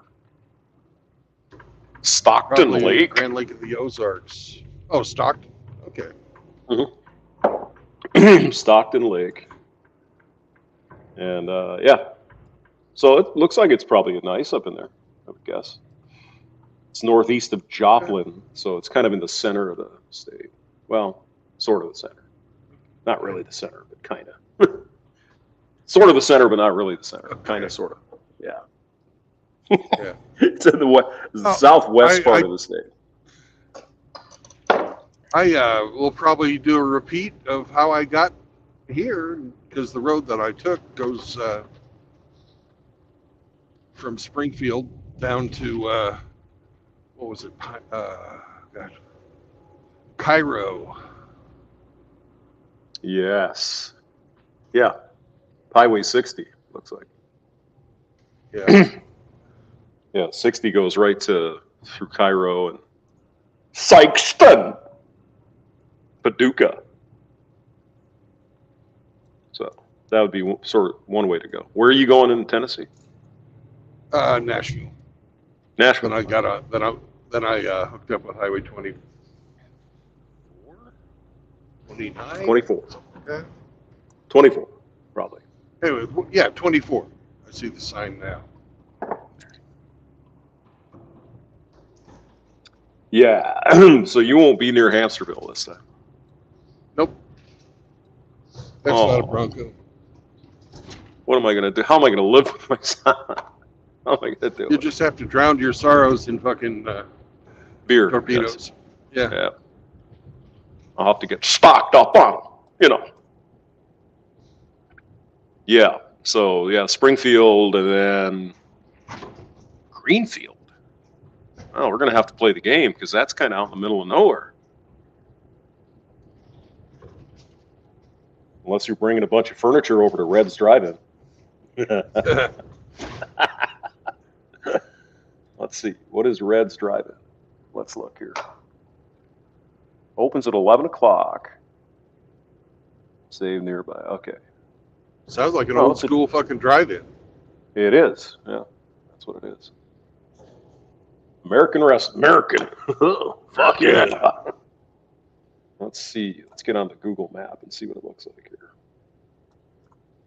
Oh, this is kind of a neat looking little town. Yeah. Lots of trees and stuff. Yeah, that's Greenery. not too. Beautiful. If it's by Stockton Lake, it's maybe about an hour and a half from my homestead. So. Yep, Good that's where part it of the is. country. Yeah, that's pretty. That's where in Cub Scouts we went and learned how to do winter camping. Stockton Lake. Mm-hmm. Yeah. Oh, there's Reds. Okay. Wow, it's very small. Not much there. Just a little walk-up thing. Not really a drive-through. It's more of a walk-up. Okay. What else we got here? Oh, it's really pretty. Look at all the trees. It's nice. Yeah. I would love to live in a town like that. It'd be perfect. There's a Dollar General, so there's nothing else you need. So as long as you have that, everything is fine. We need one more person and we can play the game. Because I'm about an hour away from delivering and we haven't played the game yet. I'd say hour and a half. I'll probably get there about 10 o'clock. You haven't played the game yet. I can't believe it. Wow. Well, we're too busy talking about fucking faster than light travel. Trying True. to explain to Rusty that if time is stopped, you can't go miles per hour. Yeah, I know. I heard. Yeah. Yeah. Yeah. Yeah. It's the it's the whole. It gets tricky when you get up to the speed of light. Yeah. Things don't work the way it seems. It's just like Hawking's Spaghetti Man. You know, it would take you infinite amount of time to fall into a black hole. Right? Yeah. Yeah. So yeah, you'd be falling, but it would take you forever to get there. Forever. Yeah. From your point of view. Oh no, from the point From of an view of an observer's point outside of view. observer. Yeah. Right. From your point of view, you would. It'd be instantaneous. Right. Yeah, you'd be gone. You'd be Spaghetti Man. And Spaghetti Man, I'm sure you're familiar, right? Because of the 1/r² gravity stuff. The one part of your body is going to be closer, and it's going to start stretching compared to the rest of your body. So wouldn't be a fun way to go, but No. at least it'd be fast. The tidal forces would shear you all the way down Yes. to your subatomic particles. You would be pretty much hamburger in a short amount of time, relative to you in your reference frame. But everybody else, you'd just be there forever. It's like, whoa, that's crazy. Well, it's kind of like Interstellar. Have you seen Interstellar? Yeah. Where they do the time dilation, where they go down to the surface, they're there for a few hours, and they come back, and it's 40 years later or whatever. Really interesting stuff. The closer you are to a black hole, the slower time goes for faster, slower for you, and everybody else is normal. I think. Again, it depends on the reference frame. So yeah, that Einstein guy was pretty smart, it turns out. Now, just imagine all the millions of people that were he escaped Germany, right? He got out because he was Jewish. They would have done him in. And imagine all the inventions and how farther ahead we would be with all the millions of people that have died in wars and shit, Or even worse. Yeah. How many people were never allowed to be born? Mm-hmm. Abortions, yes. We're up to about 70 million. Fucking... No. Worldwide, fucking the number of abortions worldwide since 1972, last year was 1.5 billion. Billion worldwide. Yeah, wow, that's a lot. In the U.S., 20% of pregnancies end in abortion. So. Yeah. Yep. 1 out of 5. Mm-hmm. Oh, but it's a woman's right. Yeah. Murder's right. Welcome to Tennessee, motherfuckers. I'm glad you Yeehaw! all volunteered to be here with me.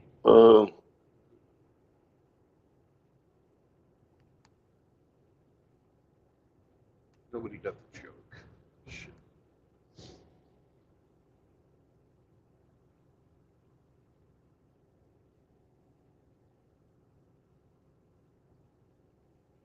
I wish we had another volunteer to come and be on the game. Grinch, Seraphin, Ramadi, anybody. I don't care. One of you fuckers. Yeah, one of you fuckers. Get on there, you fuckers. You fucking fuckers. Fucking fuckers. Fucking fuckers they are, I'm telling you. There's Reds. Oh, yeah. It ain't a drive-through. It ain't a drive-through. It's a lie. It ain't a drive-in. It's lying fucking fuckers. There's fucking fuckers there. It's a drive-in, not a drive-through, right? Right. No, they don't even have that. It's just a walk-up. You drive your car in, you walk up. Yeah. They got a parking lot, so it's a drive-in. Yeah, okay. But it's old-fashioned. I would love to go there. That'd be great. Fucking girls with roller skates bringing food to your car.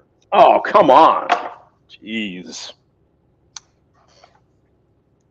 When I was a kid, up till I moved out of town, they had a place in the town that I grew up in that had the actual roller skating fucking waitresses. Oh yeah. Yep. Well, I think we had an A&W. They may have had the girls on roller skates. I can't remember, but this has been a long time ago. It's, 45 years ago or whatever. Yeah. But I know when my mother was growing up, they had all that, like American Graffiti. Then I was actually pretty accurate with the roller skates and the drive-ins and drive-in movies and all that. Yep. We had the drive-in movie, but we had to go to a different town to go to the drive-in. Yeah, our town didn't have one. Yeah, we had to go like 12, 15 miles, get to the drive-in. Yeah. Then we would just get cases of beer. Be just stupid shit. Yeah. Yeah, Brandon and I took a girl there once, went to the drive-in. She's like, well, oh my God. She was, let's make out. It's like, why? I want to watch the movie. We could do that later. Why do we have to? Oh, God. Little did poor hamster know that she had a thing for public fucking sex. I guess, yeah. I guess. But, there's me, right? Well, we paid, so why don't we watch the movie first?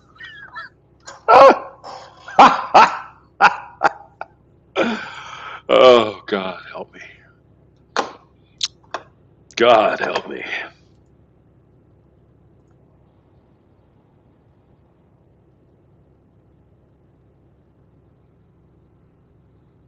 Oh, somebody's wanting to come in and I wasn't letting them in. I'm a bad host. You are. Yay, we got the Grinch. Grinchy. Greetings, gentlemen. Hey. Howdy. Howdy, you Jimmy, bastard. are you ready to play? Chahua hua.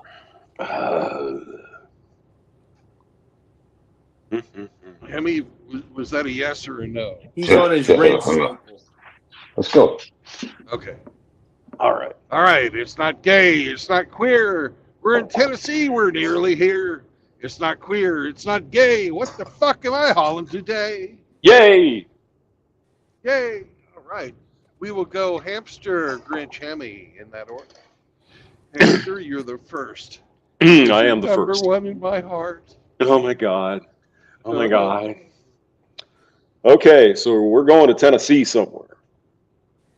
You're delivering to Tennessee. Is that correct? Yep, that is correct. Okay. And where were you coming from? Missouri? Joplin, yes. Joplin, Missouri. So what do we know about Joplin? What do they do there? Is that your question? No. No, it's okay. Just thinking out loud. Brandon, do you have a load of cardboard boxes? No, I do not. Okay. No, that's my guess. That was your guess. What? Are you gonna ask a question? Oh yeah, yes. Brandon, is it human edible? No. Okay. All right, Grinch, you're up. Is it made of plastic? No. Always the plastic, this guy. He's got a plastic thing. He wants me to be hauling dildos. It's a marine thing. I know he does. Yeah. I know. That would be fucking funny though if you actually did have a load of dildos. Yeah, that would be fucking hilarious if I had a truckload of stuff to go to the next fucking what is it, Sarah's Secret? That's the big fucking chain of dildo shops. Sarah's Secret, is that right? Okay. Yeah, they're everywhere. It's not really a secret, that is it? My guess is, are you hauling replacement wood chipper blades? There's a big demand for those, but I'm sorry, I'm not a cut above today. No. All right, Hemi, you are up, sir. Is it made from wood? No. Creates wood. It creates wood? No, that's Grinch being a smart ass. Oh, okay. Well, that was a hint. You're hauling cattle fences. Oh, man, if I only was. I'm sorry, but no. You've got to fucking round up on your own. The old-fashioned way. Nuts. Yes, we have stoppage on the highway.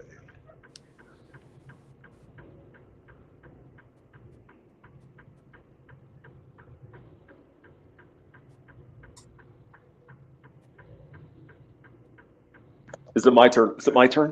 Yes, it was. I just sort of had almost a heart attack there because I came over the top of the hill and saw nothing but brake lights.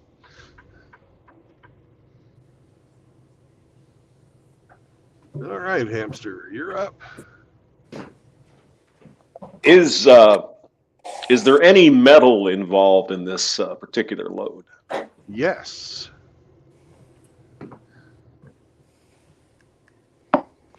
Brandon, are you hauling a load of barbed wire? No, I am not. But, you know, along with Hemi's fucking cattle panels, I'd have to say, don't fence me in.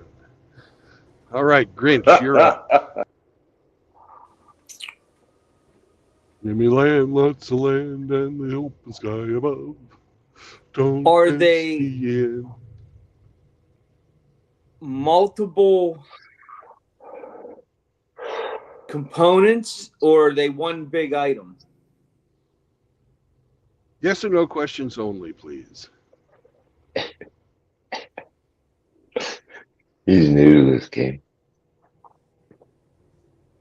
Are there many items in the trailer? Yes.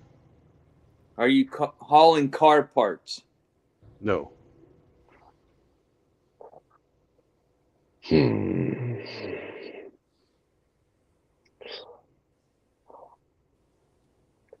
Are these items small?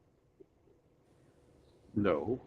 Well, some are, some aren't. Some on various sizes. So that's not a Bronco.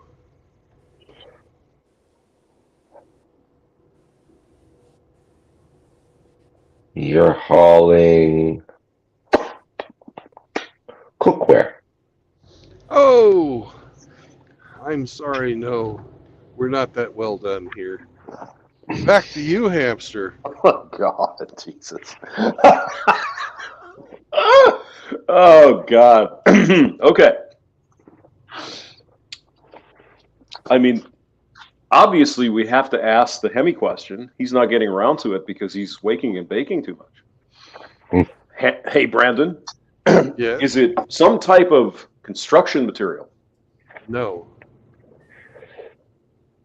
Well, okay, I wasted my question, Hemi. Thanks. You're welcome. I am going to take a guess. It is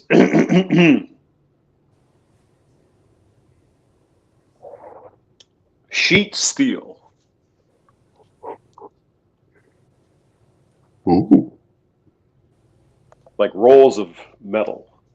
Rolls of metal. No, it is not rolls of metal.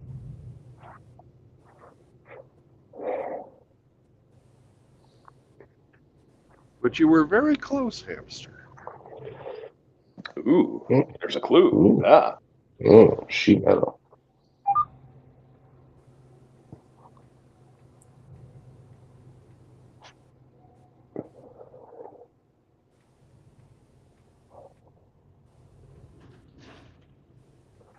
Grinch's turn. Yep. Are the items used in electronics? No.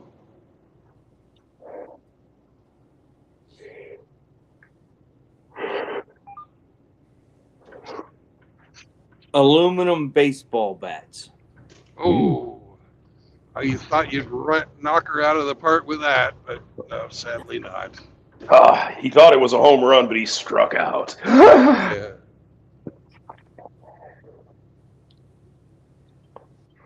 All right. So I think Hemi. hamster was close. It was Up. hamster was onto something with the sheet metal.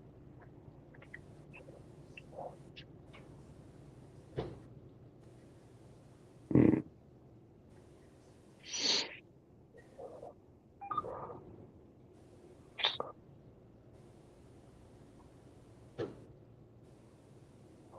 Are you hauling?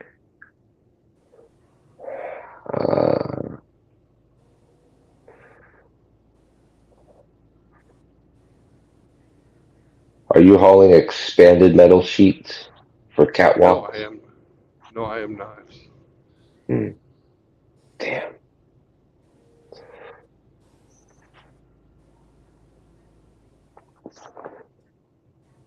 I'll give a hint. Yeah, I think we need a hint. Everything in the truck all fits together to make something. Ooh.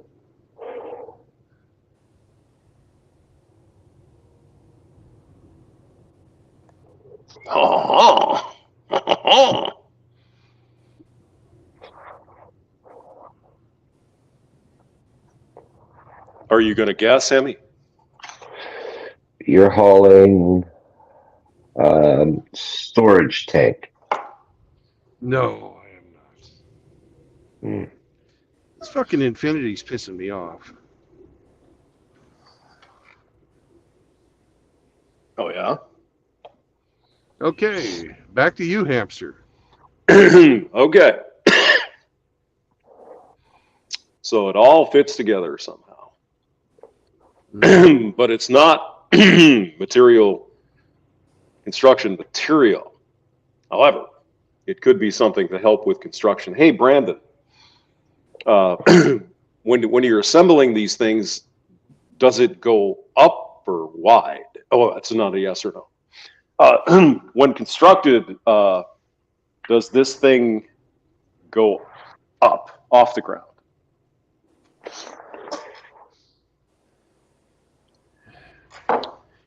When I'll answer you for once without a fucking yes or no answer.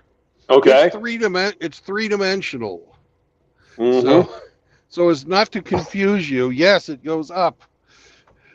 But it also goes to the side and it goes the other way. Brandon, is it scaffolding? No. Ooh. Ooh. As to not confuse me. What are you trying to say? You fuck.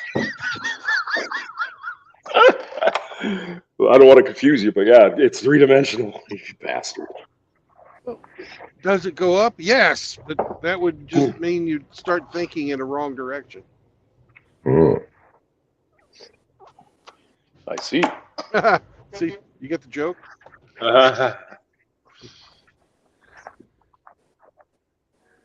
Mr. Smarty Pants today, are you? All right, Grinch. Does it bolt together? Does it what?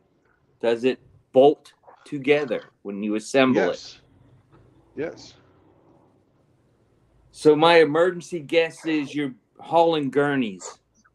Oh, unfortunately, not.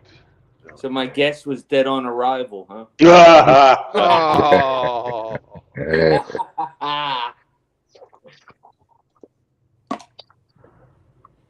Is it a machine? no.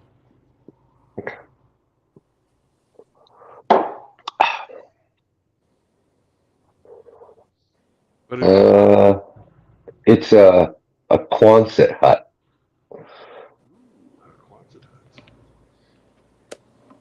well, if it was a Quonset hut, it would have to be covered. But no, it is not a Quonset hut. Oh, Jesus. Oh, God.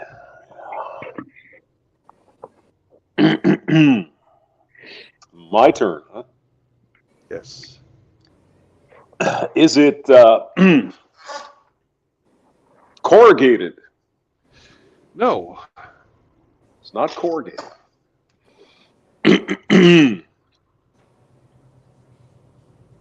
Bolts together. Goes in 3 dimensions. Not corrugated. Huh. Well, that's an interesting thing. Is it oil derricks? No, it's not oil derricks. Not in Tennessee, it wouldn't be, no.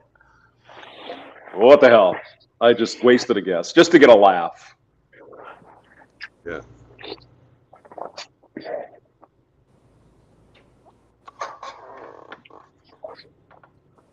Of course, right as we pull up to the road crew, which have been blocking the highway to put out these lovely orange barrels for nothing, they move along. Thanks, assholes. You're welcome. Not you guys. All right, Grinch, you're up. Once assembled, does it move people? No.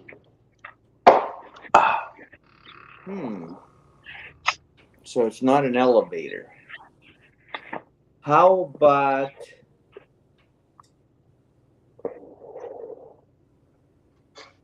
is it aeronautical components? No, it is not. Ooh.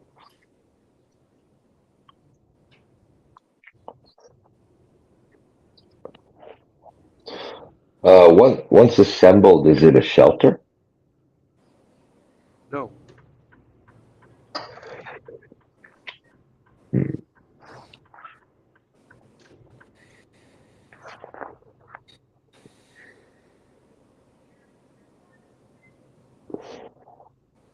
Road sign.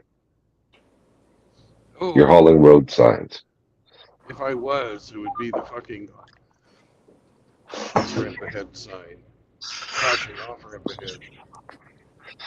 No, it's not a road sign. No. It'd be kind of cool if I got to haul a bunch of MGTOW signs.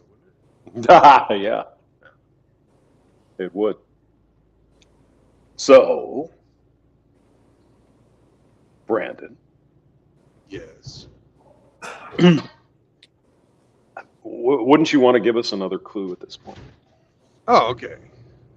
I mean, you don't have Well, to. it's a thing that is always found in a retail store.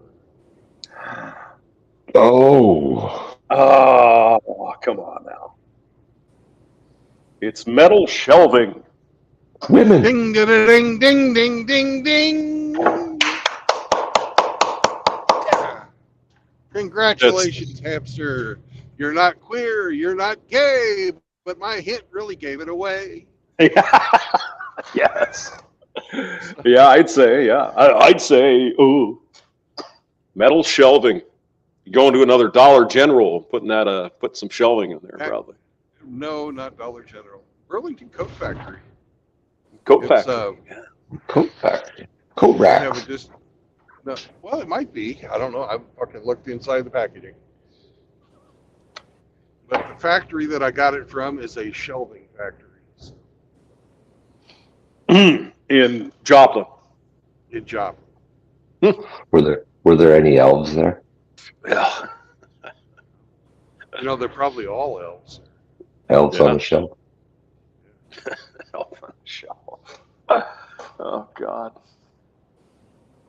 I wasn't even close. I thought it was going to be caskets. Aren't you, Mr. Fucking Happy? Yeah. First it was gurneys and now caskets. Jeez. Fuck, if I said plastic, you go, oh, body bags. Body bags, man. Well, I thought about asking that, but I figured that was off limits. Yes. Yes. I'm just in a grinchy mood today. Imagine that. Imagine that. Oh God. Oh I no. need a cigar. Hey, but here's a question for you. Speaking of morose and morbid, why is a giant dispenser that's meant to fill up your coffee cups, you know, it's usually stationary, sitting on a table, why is that called a coffee urn? Is it where coffee goes to die or something? Yeah. In a Lutheran church on a Sunday, yeah, it does. There's barely any coffee in there, and then they let it sit for hours, so it gets thick and nasty. Yuck. And speaking of the dead, here's a man who's dead below the waist. Welcome to the show. Good morning.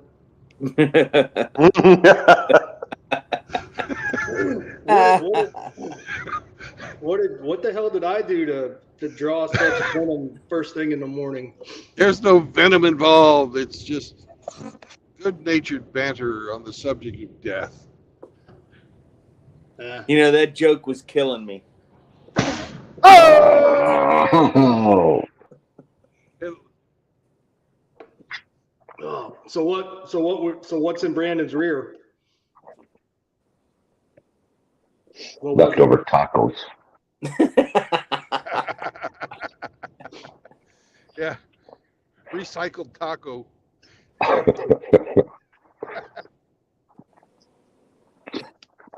He's got shelving. Shelving. Shelving for the Burlington Coat Factory. Coat factory, yeah. Shelving. Oh, I suppose it's got to come from somewhere. So why not Joplin? What the hell? Good old Rocky Top. I'm glad you're here, Ramadi. Why's that? I need to ask you for some advice. Okay, I'll try. Uh-oh. All right. I'm going to the cigar shop this afternoon for lunch with some friends of mine, and I need to pick out the right accessory. So do I take the Glock, the Smith & Wesson, or the Walther? Oh, God. Well, Yes. Do you have brandy being served there?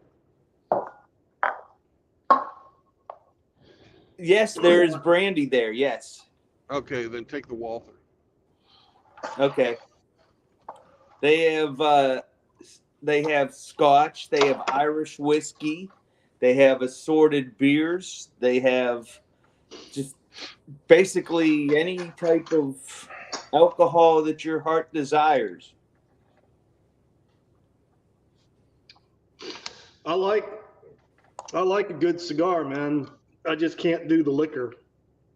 Yeah, I don't drink. I just go have a Coke, but I will have a cigar. I don't know, man. I was gonna say take the Glock, but I'm kind of partial to Glock. So Come in here, dear boy. Have a cigar. Okay, if I take the Glock, do I take the 40 or the 9? 40. Yep. 40, you'll have no problems. I wish that became more popular. That's a hell of a round. especially if good they're one. hollow points. Yeah, 165 grain spear gold dots. That'll work. Yep. That'll do the trick. Yeah, 1,450 feet per second at 165 grain plus P. Yeah. Mm-hmm. Well, it's not so Yep. much the coming in as it is the coming out to get you.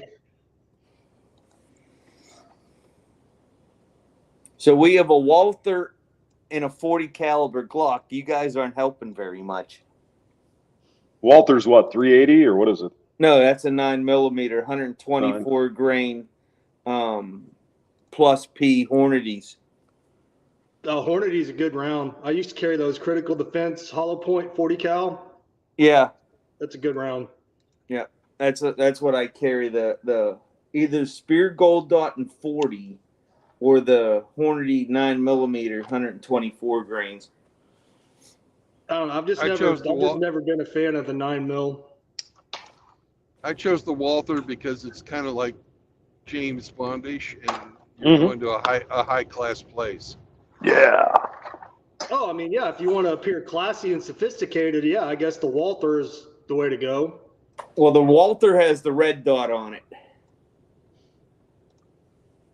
Well, I mean, are you actually planning on getting into a gunfight in this cigar round? I plan on getting into a gunfight every time I walk out the door. That's fair enough. Street fighting man.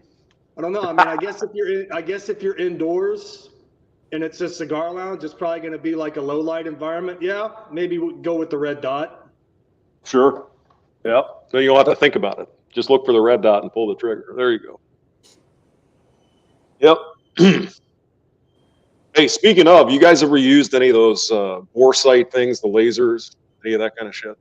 My Smith & Wesson has a laser built into the frame. Oh, it does. Okay. Yeah. So I have one thinking about, because my eyeballs are shot, right? So it's like, well, if I get one of those laser things to set up the sights, it'd probably be a pretty good idea. At least I could get close. You know what I mean? Yeah. No, James. If you're gonna put an optic on your gun, you're definitely gonna want to bore sight it. Yeah. Well, I mean, I think I need to change the 6 o'clock hold anyway, because I can't fucking see. If you can't see, I would recommend getting a Taurus Judge and just carry the 410 caliber slugs.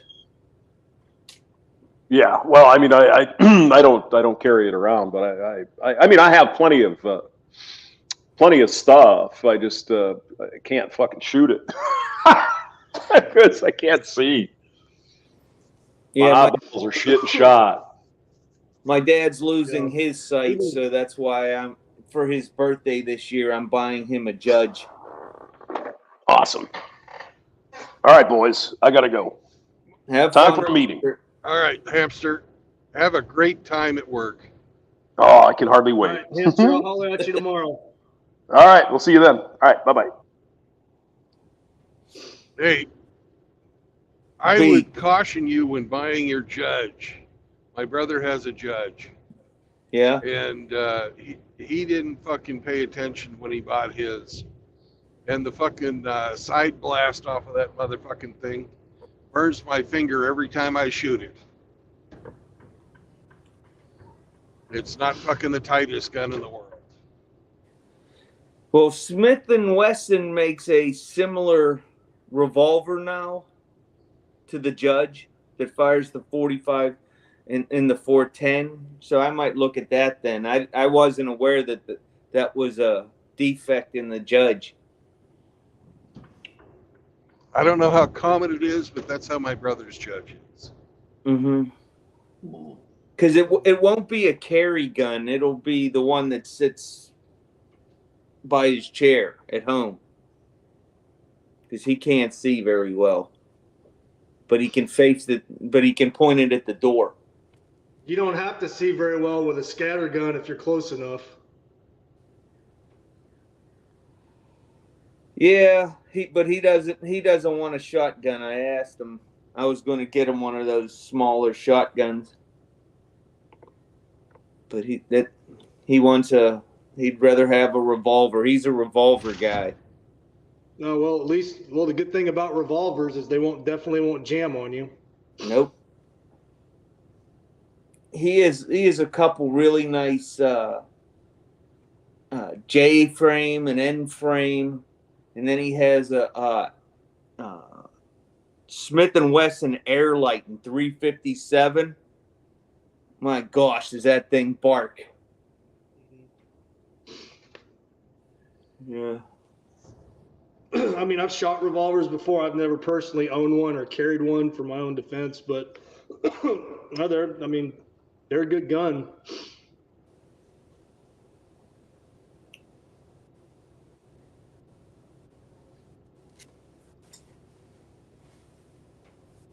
I'm just more partial, and I'm trained on semi-automatics. It just feels more comfortable. I carried Glocks for 27 years before I bought a couple Walthers. I started out with a competition Walther. Now I'm hooked on them. Oh my gosh, the trigger on those are just phenomenal. But my competition Walther's too big to carry. It's got a 6-inch barrel. Yeah. So I have the PPS, which is just a smaller version, basically, of the internal workings of the comp gun. So trigger's real nice. It's got a 4.5 pound trigger pull on it. Nice and smooth. These almost no take up at all once you pull the blade safety of the trigger. It's only got a 1/10 of an inch reset. Oh yeah, it's nice.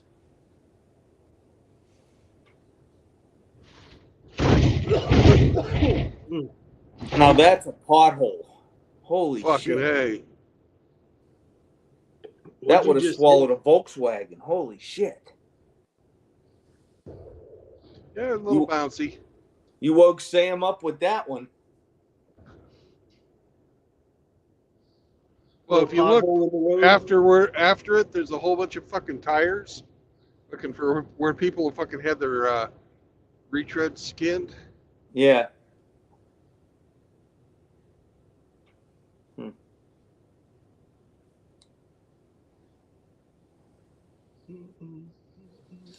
Thank you, Tennessee. Yeah, I hear you.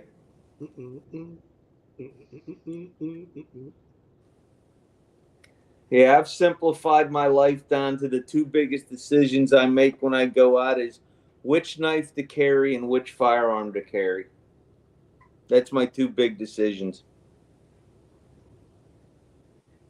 And I always carry at least one extra mag. I don't know. I mean, and again, I know it's, personal preference or, whatever. Everybody's different. I don't know why anybody wouldn't carry at least one extra mag, if not two. Oh, there's another one. What the hell you doing, Brandon? Brandon's playing pothole detector today.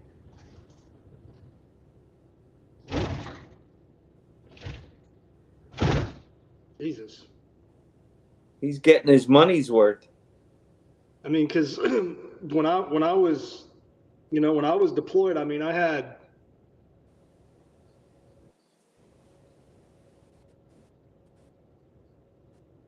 I I had 12 mags, 30 rounds, 5.56 ball, and then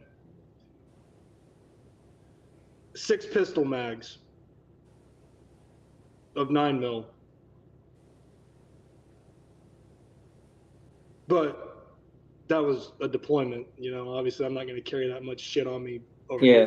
That's a war zone. Well, they call that Chicago. Yeah. You know what magazines I like to use for my rifles? Those ETS mags. You ever seen them? They're clear, so you can No. see. Yeah, ETS. So they're polymer, and they're built to the same level as the Glock mags or the P mags, but they're clear, so you can see your round count in them quickly. Yeah, I had a PMag. I had a PMag fall out of the damn magazine well of my gun while we were out on patrol. Hmm. And my finger was nowhere near the magazine release. Just slipped, just dropped right out.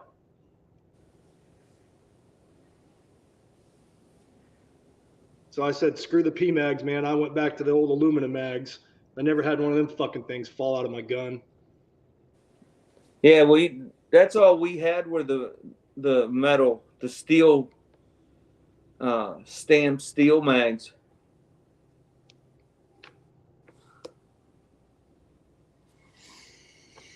We weren't allowed to use P mags. I don't think PMags existed when you were in. Yeah, they were there in 2004, 5, and 6. Yeah, they weren't in You're the talking about 80s when when you were in I the first National went in. Guard. Yeah, those were the Gen 1s. They're on Gen 4s now. Yeah, well, like I said, the day it fell out of the fucking magazine well, I was like, screw this, man. Because those were issued to us by our unit. I was like, nah, man, just give me metal mags. Fuck these.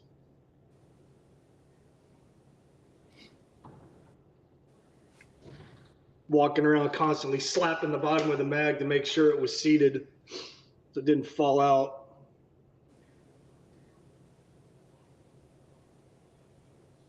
Thank God I wasn't in a gunfight.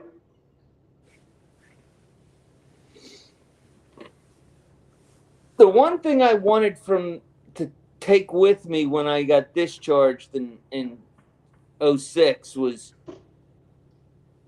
I wanted to get a set of that dragon skin armor, but I never got a chance to. Well, you can probably. They don't even use that. They don't even use that anymore, man. No. They use ceramic plate armor and plate carriers.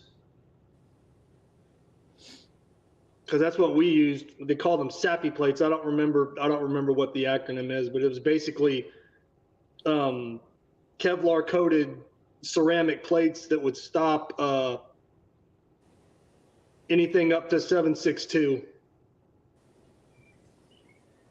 So, you know, if you got hit with anything bigger than a 7.62, I mean, it might penetrate. There's a flexible body armor that I'm looking at. It's $1,100, but it's flexible and it's a level 4, so that means it'll stop the 30-06 AP round. But you know, most of the government agencies all use the 30-06. So I don't know. That's because that's the last two things I need to get is the plates and a new carrier. And then I'll have everything I need. Yeah, when I was doing security work as a civilian, I was wearing soft armor, and it was level 3, level 3A. Yeah. But that was just front and back. There was no. I didn't have any side pieces. There's a company out of Israel called Agilite, and I'm waiting to see if they're going to allow me to become one of their civilian testers. Ooh. They make some really freaking good kit. My God, is it light and durable and strong? They work with American Delta SF and Team 6 guys with the Israeli commandos to develop this shit. Yeah. It is just, but it's so damn expensive. Yeah. Yeah.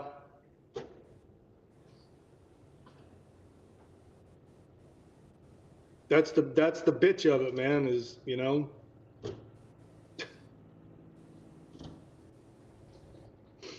I mean, those guys you're talking about, I mean, obviously, they get it issued to them, but just, the regular run of the mill soldier's not getting gear up to that level.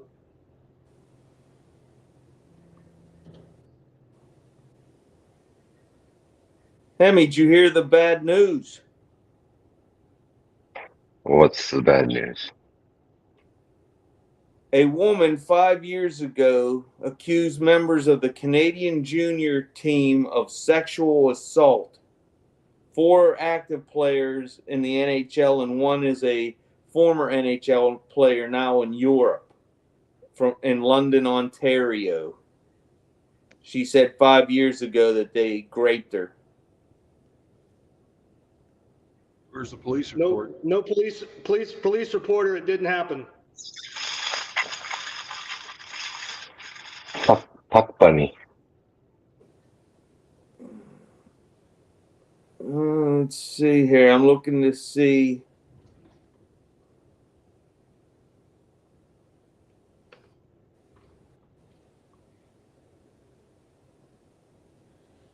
Holy shit, these are some big name dudes too. Yeah, I'm looking to see if there's a police report from when they 5 were years ago. It doesn't say. When they were juniors, they had no money. You gotta wait till they make the big show.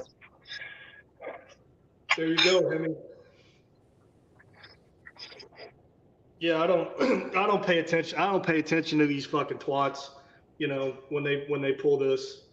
Like, did you report it at the time? No. Is there a police report? No. Then fuck you. I don't believe you.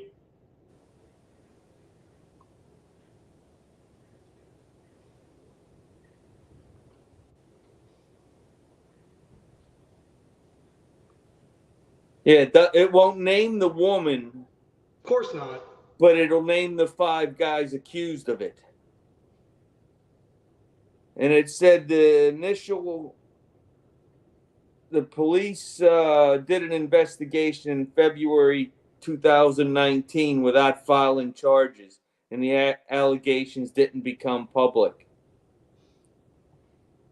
But it was alleged to have happened in June 2018. And they did the report in 19. Yeah. So that's why they couldn't find any evidence. Unless she carried around all that DNA for 9 months. Well, they all do. There's DNA. They did studies that proved there's DNA of every sexual partner a woman's had in her body. Exactly. It stays forever. Yeah. So that, in hindsight, all those girls really are the town bicycles. Bunch of walking petri dishes. Yeah. STDs and the like.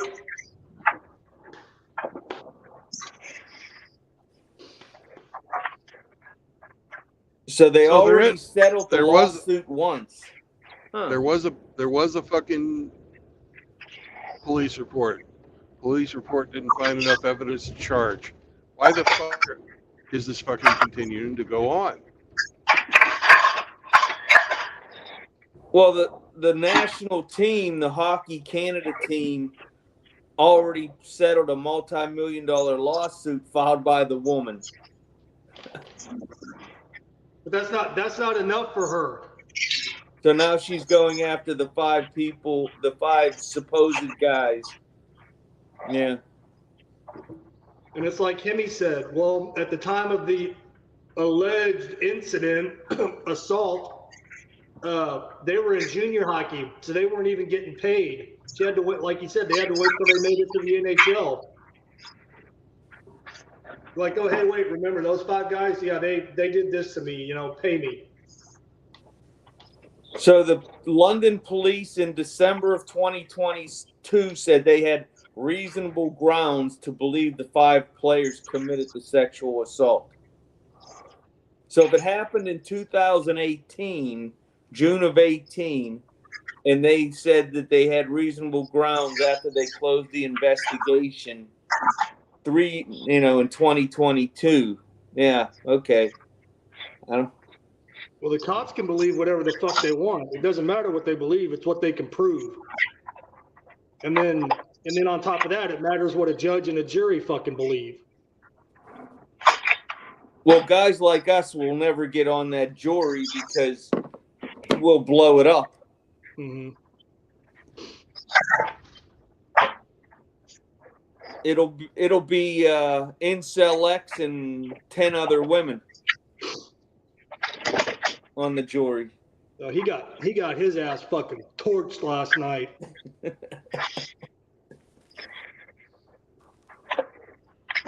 Man, the chat was giving it to him harder than Hammer was. Yeah.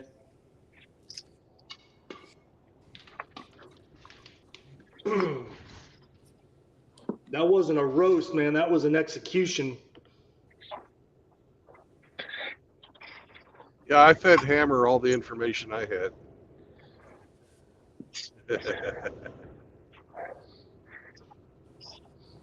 And wasted money on a super chat to shame me of not having any eggs. I did find that a little humorous. You got shamed for not having eggs? Yes. How much was the super chat to do that? I paid $1. I paid $1. Oh. You're right, Mortimer. You can ruin a man's life with $1.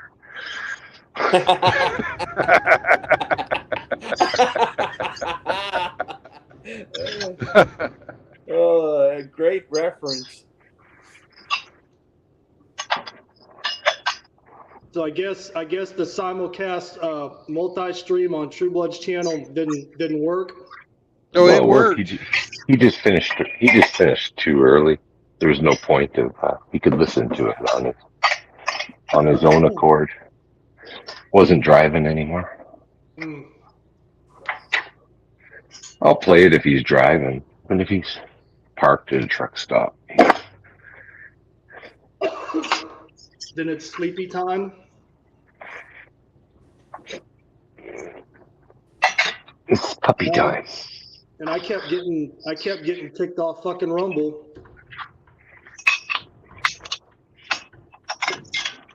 I don't know. What I don't like is Rumble lags behind the stream. Mm-hmm. Yeah, it'll start to lag and buffer, and then I'll just get kicked off. Like the whole page will just drop, and I have to reload everything and start over.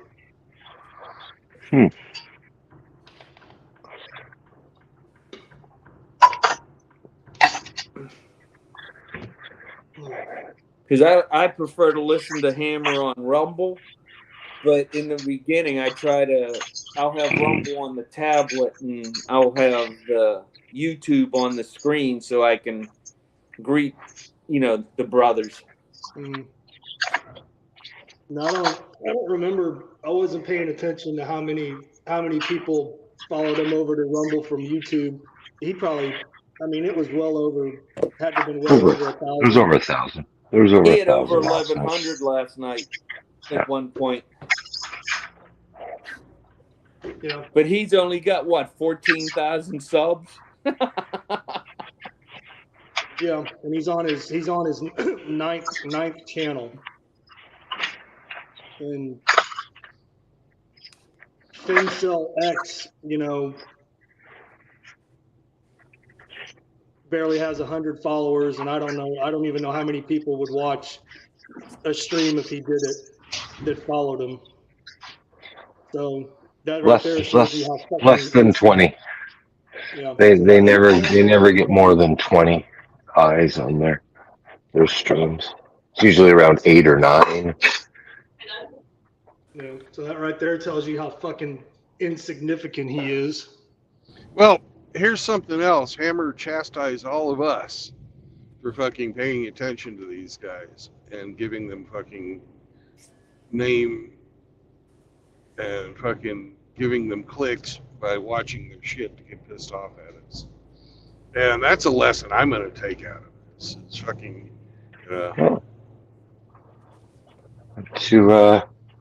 To pay attention to them legitimizes them some way. Oh, Sam. I don't care what fell down, Sam. Brandon, the truck's on fire. It's not on. Your inverter's smoking. Who's What's trying that, to get Timmy? the truck? What's that, Lassie? Timmy fell down the well?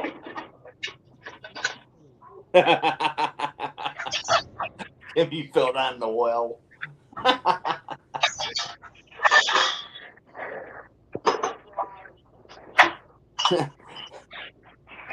More like Timmy fell down the hallway. Mm-hmm.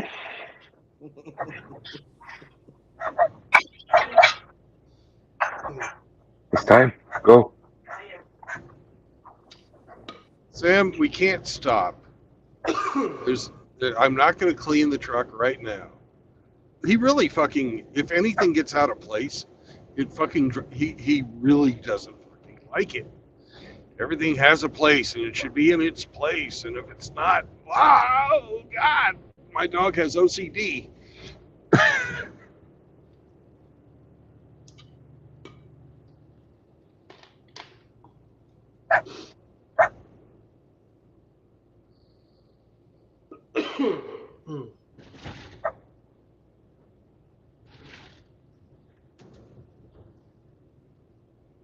I hear you, Sam. I hear you. Everybody hears you.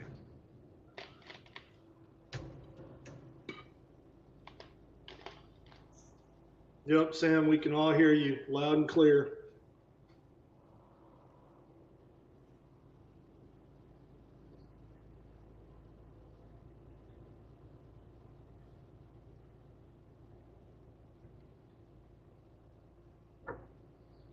Got to navigate. There's all kinds of stuff around here. No time for dog neurotics.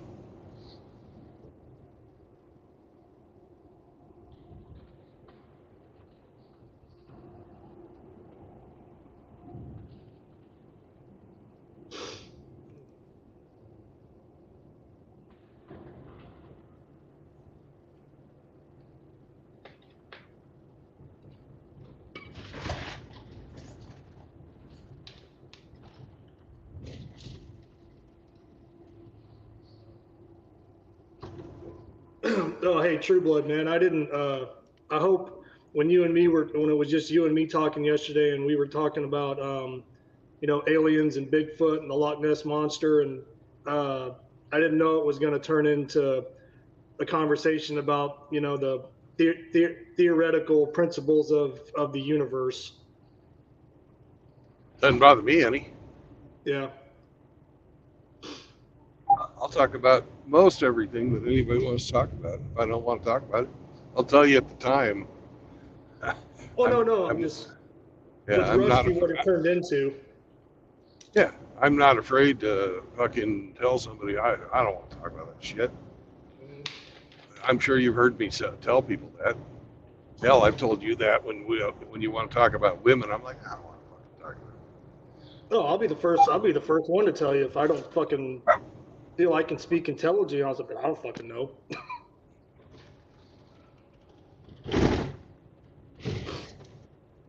You know, and if somebody comes on and they've got verbal diarrhea, I'll tell them, hey, shut up, man. Let somebody else talk. Or stop talking over the top of people or stuff like that, you know. You get a lot of people on here that want to just talk over the top and just waffle. Just fucking waffle, not even make a point.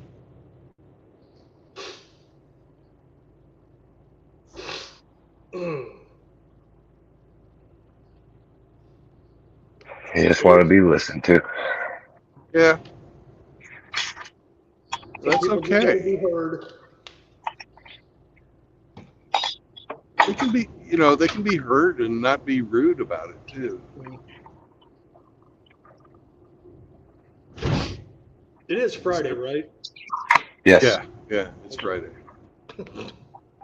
I know what day of the month it is. I just didn't know what fucking day of the week it was. I had to ask Hemi too. It's the second. Yeah, it's the second. Yeah. Yes.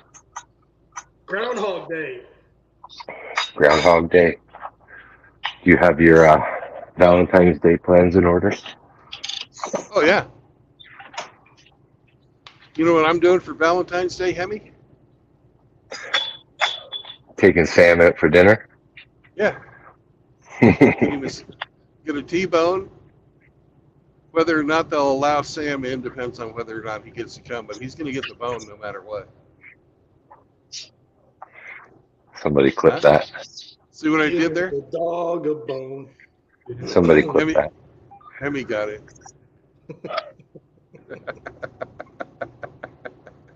I got it. That's why I started singing the AC/DC song.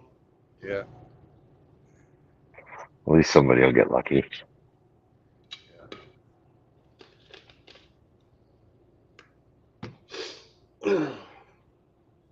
Say, hey, Grinch.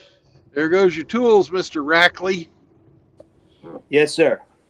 Hey, did Punxsutawney Phil see his shadow or no? I don't know. It's today's Groundhog Day, isn't it? February 2nd? Yes, but I don't know what that rodent did. Oh. Let me see. We only know what our rodent did. Well, unfortunately we do know what he does.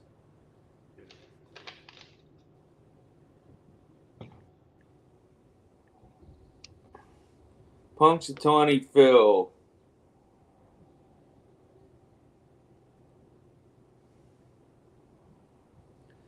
Phil predicts an early spring. Way to go, Phil.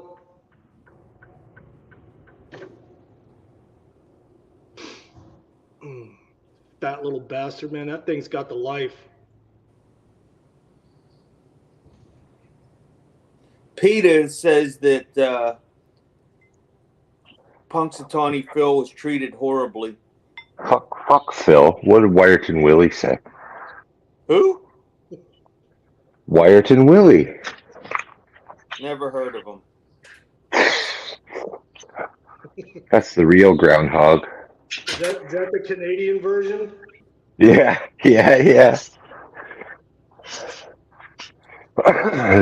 My kids are actually in school doing that today, but talking about the groundhog. My son asked me, "What's better, an early spring or longer winter?" Depends on if you like hockey. Yeah, depends whether you run a ski resort or not. I don't know.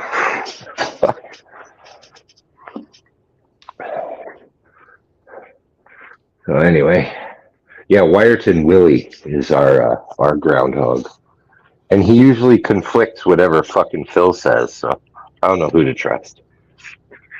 Yeah. Oh, I thought you were just making shit up. You're being serious. He's dead serious.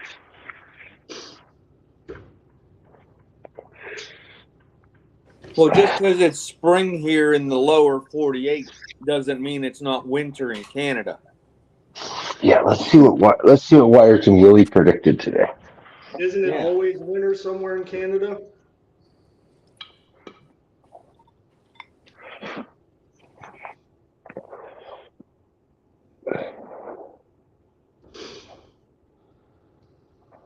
Well, he's on board with Phil. He predicts an early spring. Let's see what Wyerton Willie predicted today. Isn't it always winter somewhere in Canada? He predicts an early spring. So That's good for canning. two out of two rodents agree. 2 out of 3. Shubakanati Sam and Fred La Marmot. So all 4 rodents agree for an early. It's unanimous. They're brought to you by RWS, the Rodent Weather Service. I didn't even think about it when Hamster was on, or I would have asked him what he thought. Yeah, ask him if he saw his shadow today. He's seen a shadow of the torpedo can. No, it's fucking it's overcast by Hamster's house, so he wouldn't have seen Oh, that. no shadow for Hamster. At least according to the weather report that I looked at this morning before I started driving.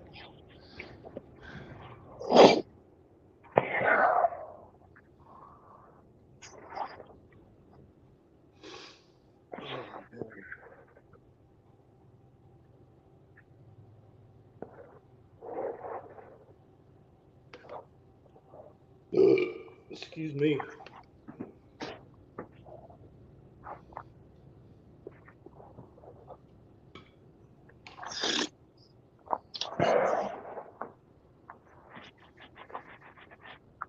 Did you guys see that sign for the Tennessee School for the Blind? No, I missed it. So did they.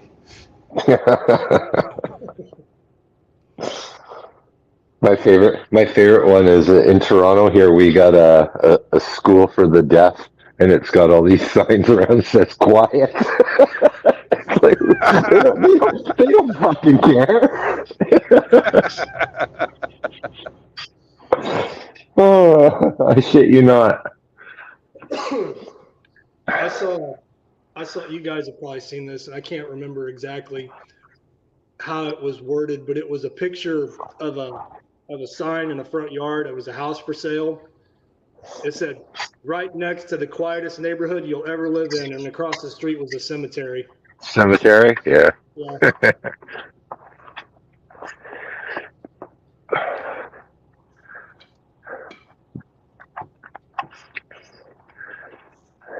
A bunch of dusty neighbors.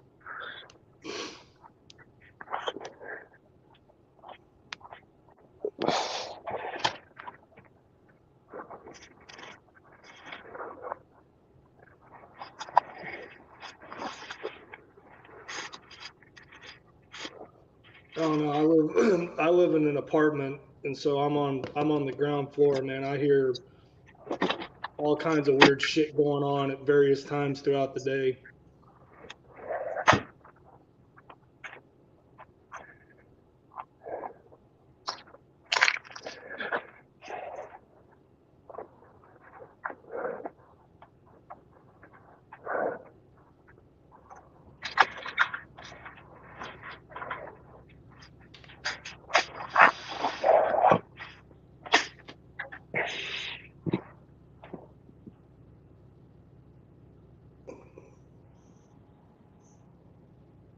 Oh God, the Febreze fell off the shelf.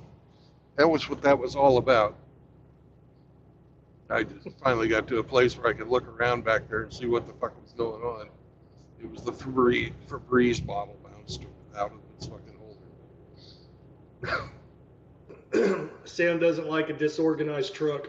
No, he doesn't. He really doesn't. But then he'll turn around and unmake the bed. Maybe he thinks when the bed's made, it's disorganized. No, he likes to build a fucking nest. Yeah. He's a bird dog. Yeah, exactly. He's cuckoo. Cuckoo. Those are nasty little fucking birds, by the way. They fucking go into other birds' nests, knock their fucking eggs out, lay their eggs in it, fucking leave for the other bird to fucking sit on the cuckoo eggs.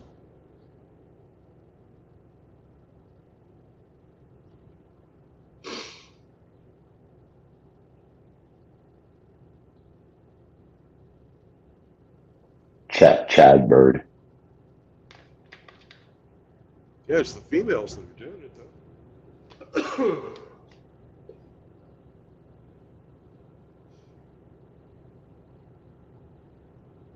See, irresponsible mothers, even in the animal kingdom, letting somebody else fucking raise their kids. Even in the animal kingdom, there's paternity fraud. Yep.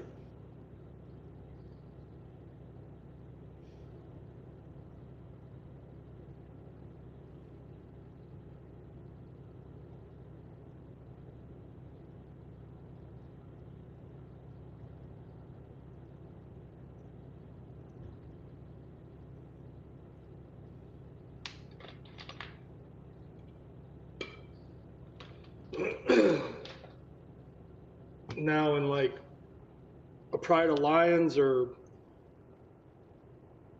fucking troop of gorillas or chimps, the fucking alpha male will fucking kill all the fucking babies that aren't his. That's not true for gorillas. No, maybe not gorillas. I know lions will do it. Yep. That's true for all cats, actually. Yeah, it's to drive the female back into menses again. If she's still nursing young, she won't be. So, get rid of the young. Yeah, but cats do that. All cats, even house cats. Cats are fucking of the devil.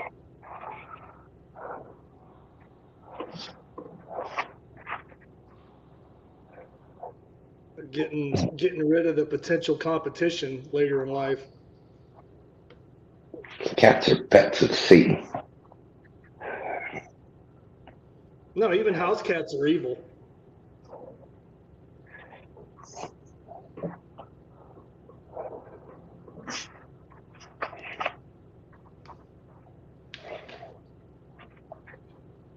We had cats. My mom had cats. I can remember on several occasions waking up and one of the damn cats was just sitting on my chest, just staring at me. Trying to smother you. Hey, last night on Hammer's stream, did he use a picture of a fucking guy in pajamas with a balaclava looking at his bed full of fucking shit?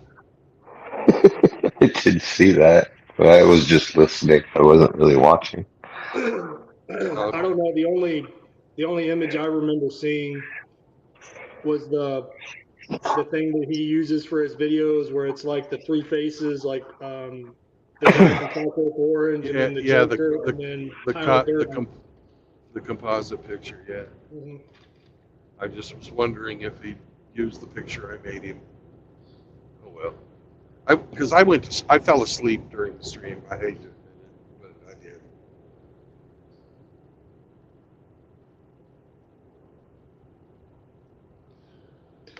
did. Yeah, he went for I think 2 hours and some change after he switched over to Rumble.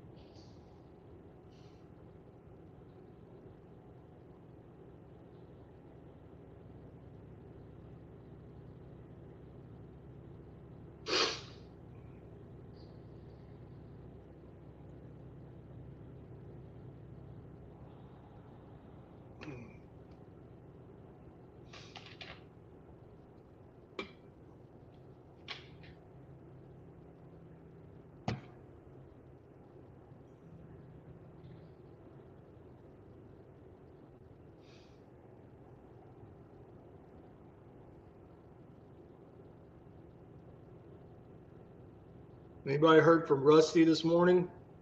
Not yet. He didn't sleep well the night before, so hopefully he's sleeping in today.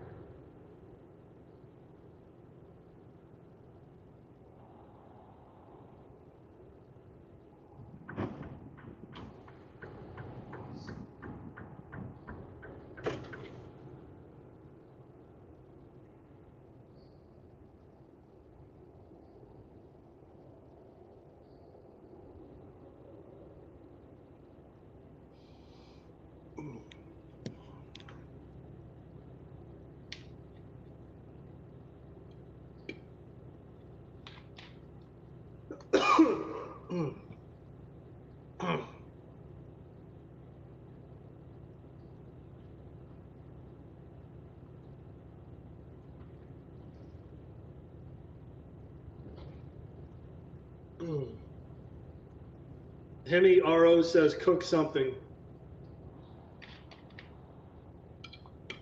RO, I'm pretty sure he already made French toast.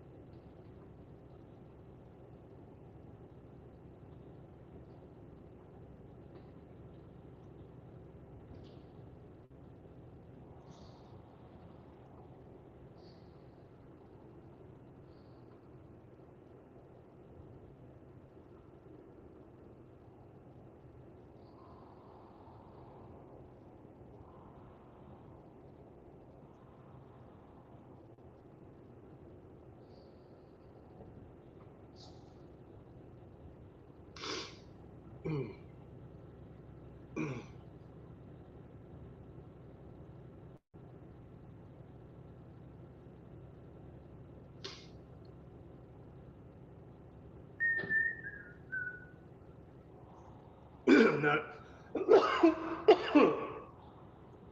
I got that song stuck in my head. You guys were talking about the Blues Brothers earlier.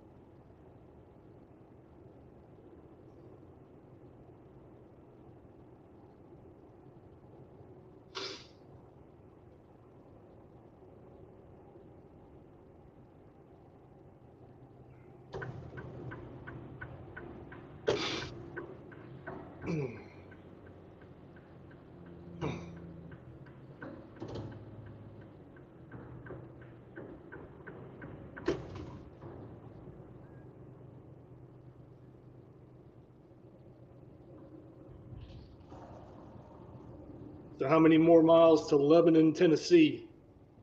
10 or 12.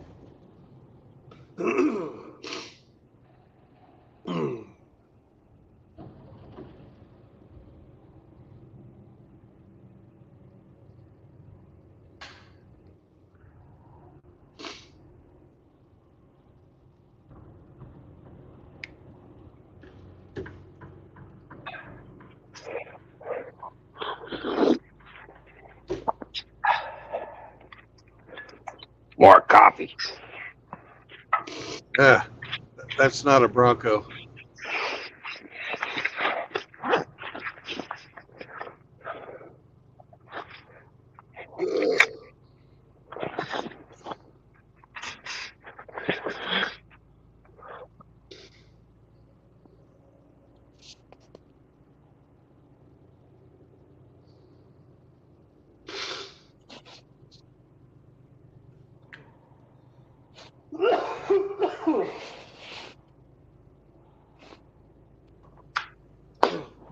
Hold on a sec. I'll be right back. I got to go take an allergy pill. Have fun.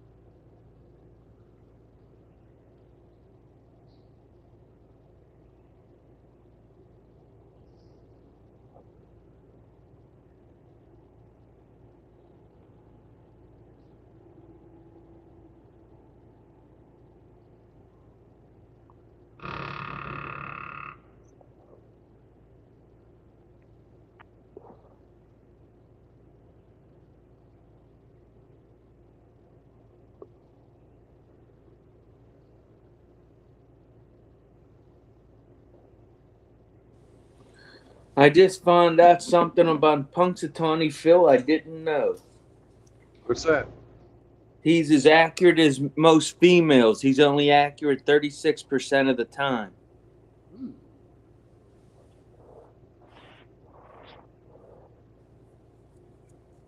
So there's nothing to women's intuition? No. Okay. No, I don't believe in that.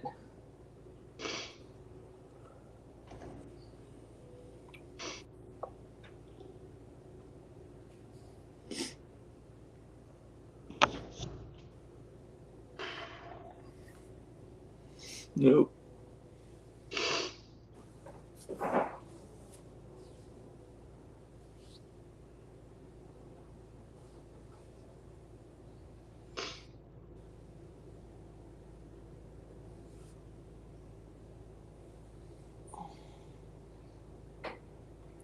So Punxsutawney Phil is taken from an old German tradition from Candlemas Day on February 2nd that says if it's overcast, that means spring will be here soon.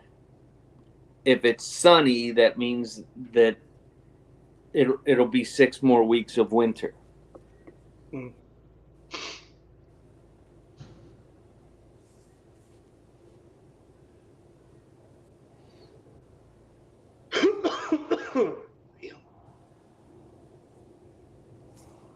No wonder why I've never gotten into Punxsutawney Phil.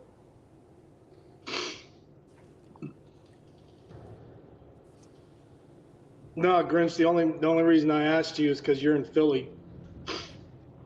Well, I'm on the other end of the state.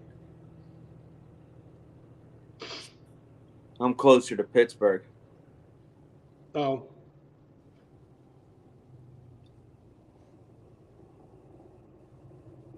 Yeah, Philadelphia, the city of brotherly love. With that massive drug rate and crime rate. Yeah, it's beautiful. Beautiful place. Historic.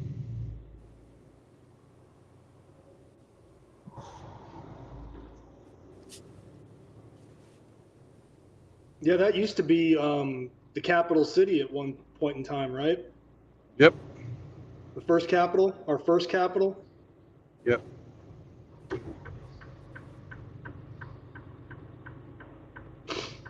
Yeah, I've never been. It's a weird place. I don't think I've ever been to Pennsylvania, period. If you go to the square in the middle of Philadelphia, there are people standing up on ladders shouting whatever they're talking about. So you have the Black Israelites and Muslims and all these different political parties. It's just crazy.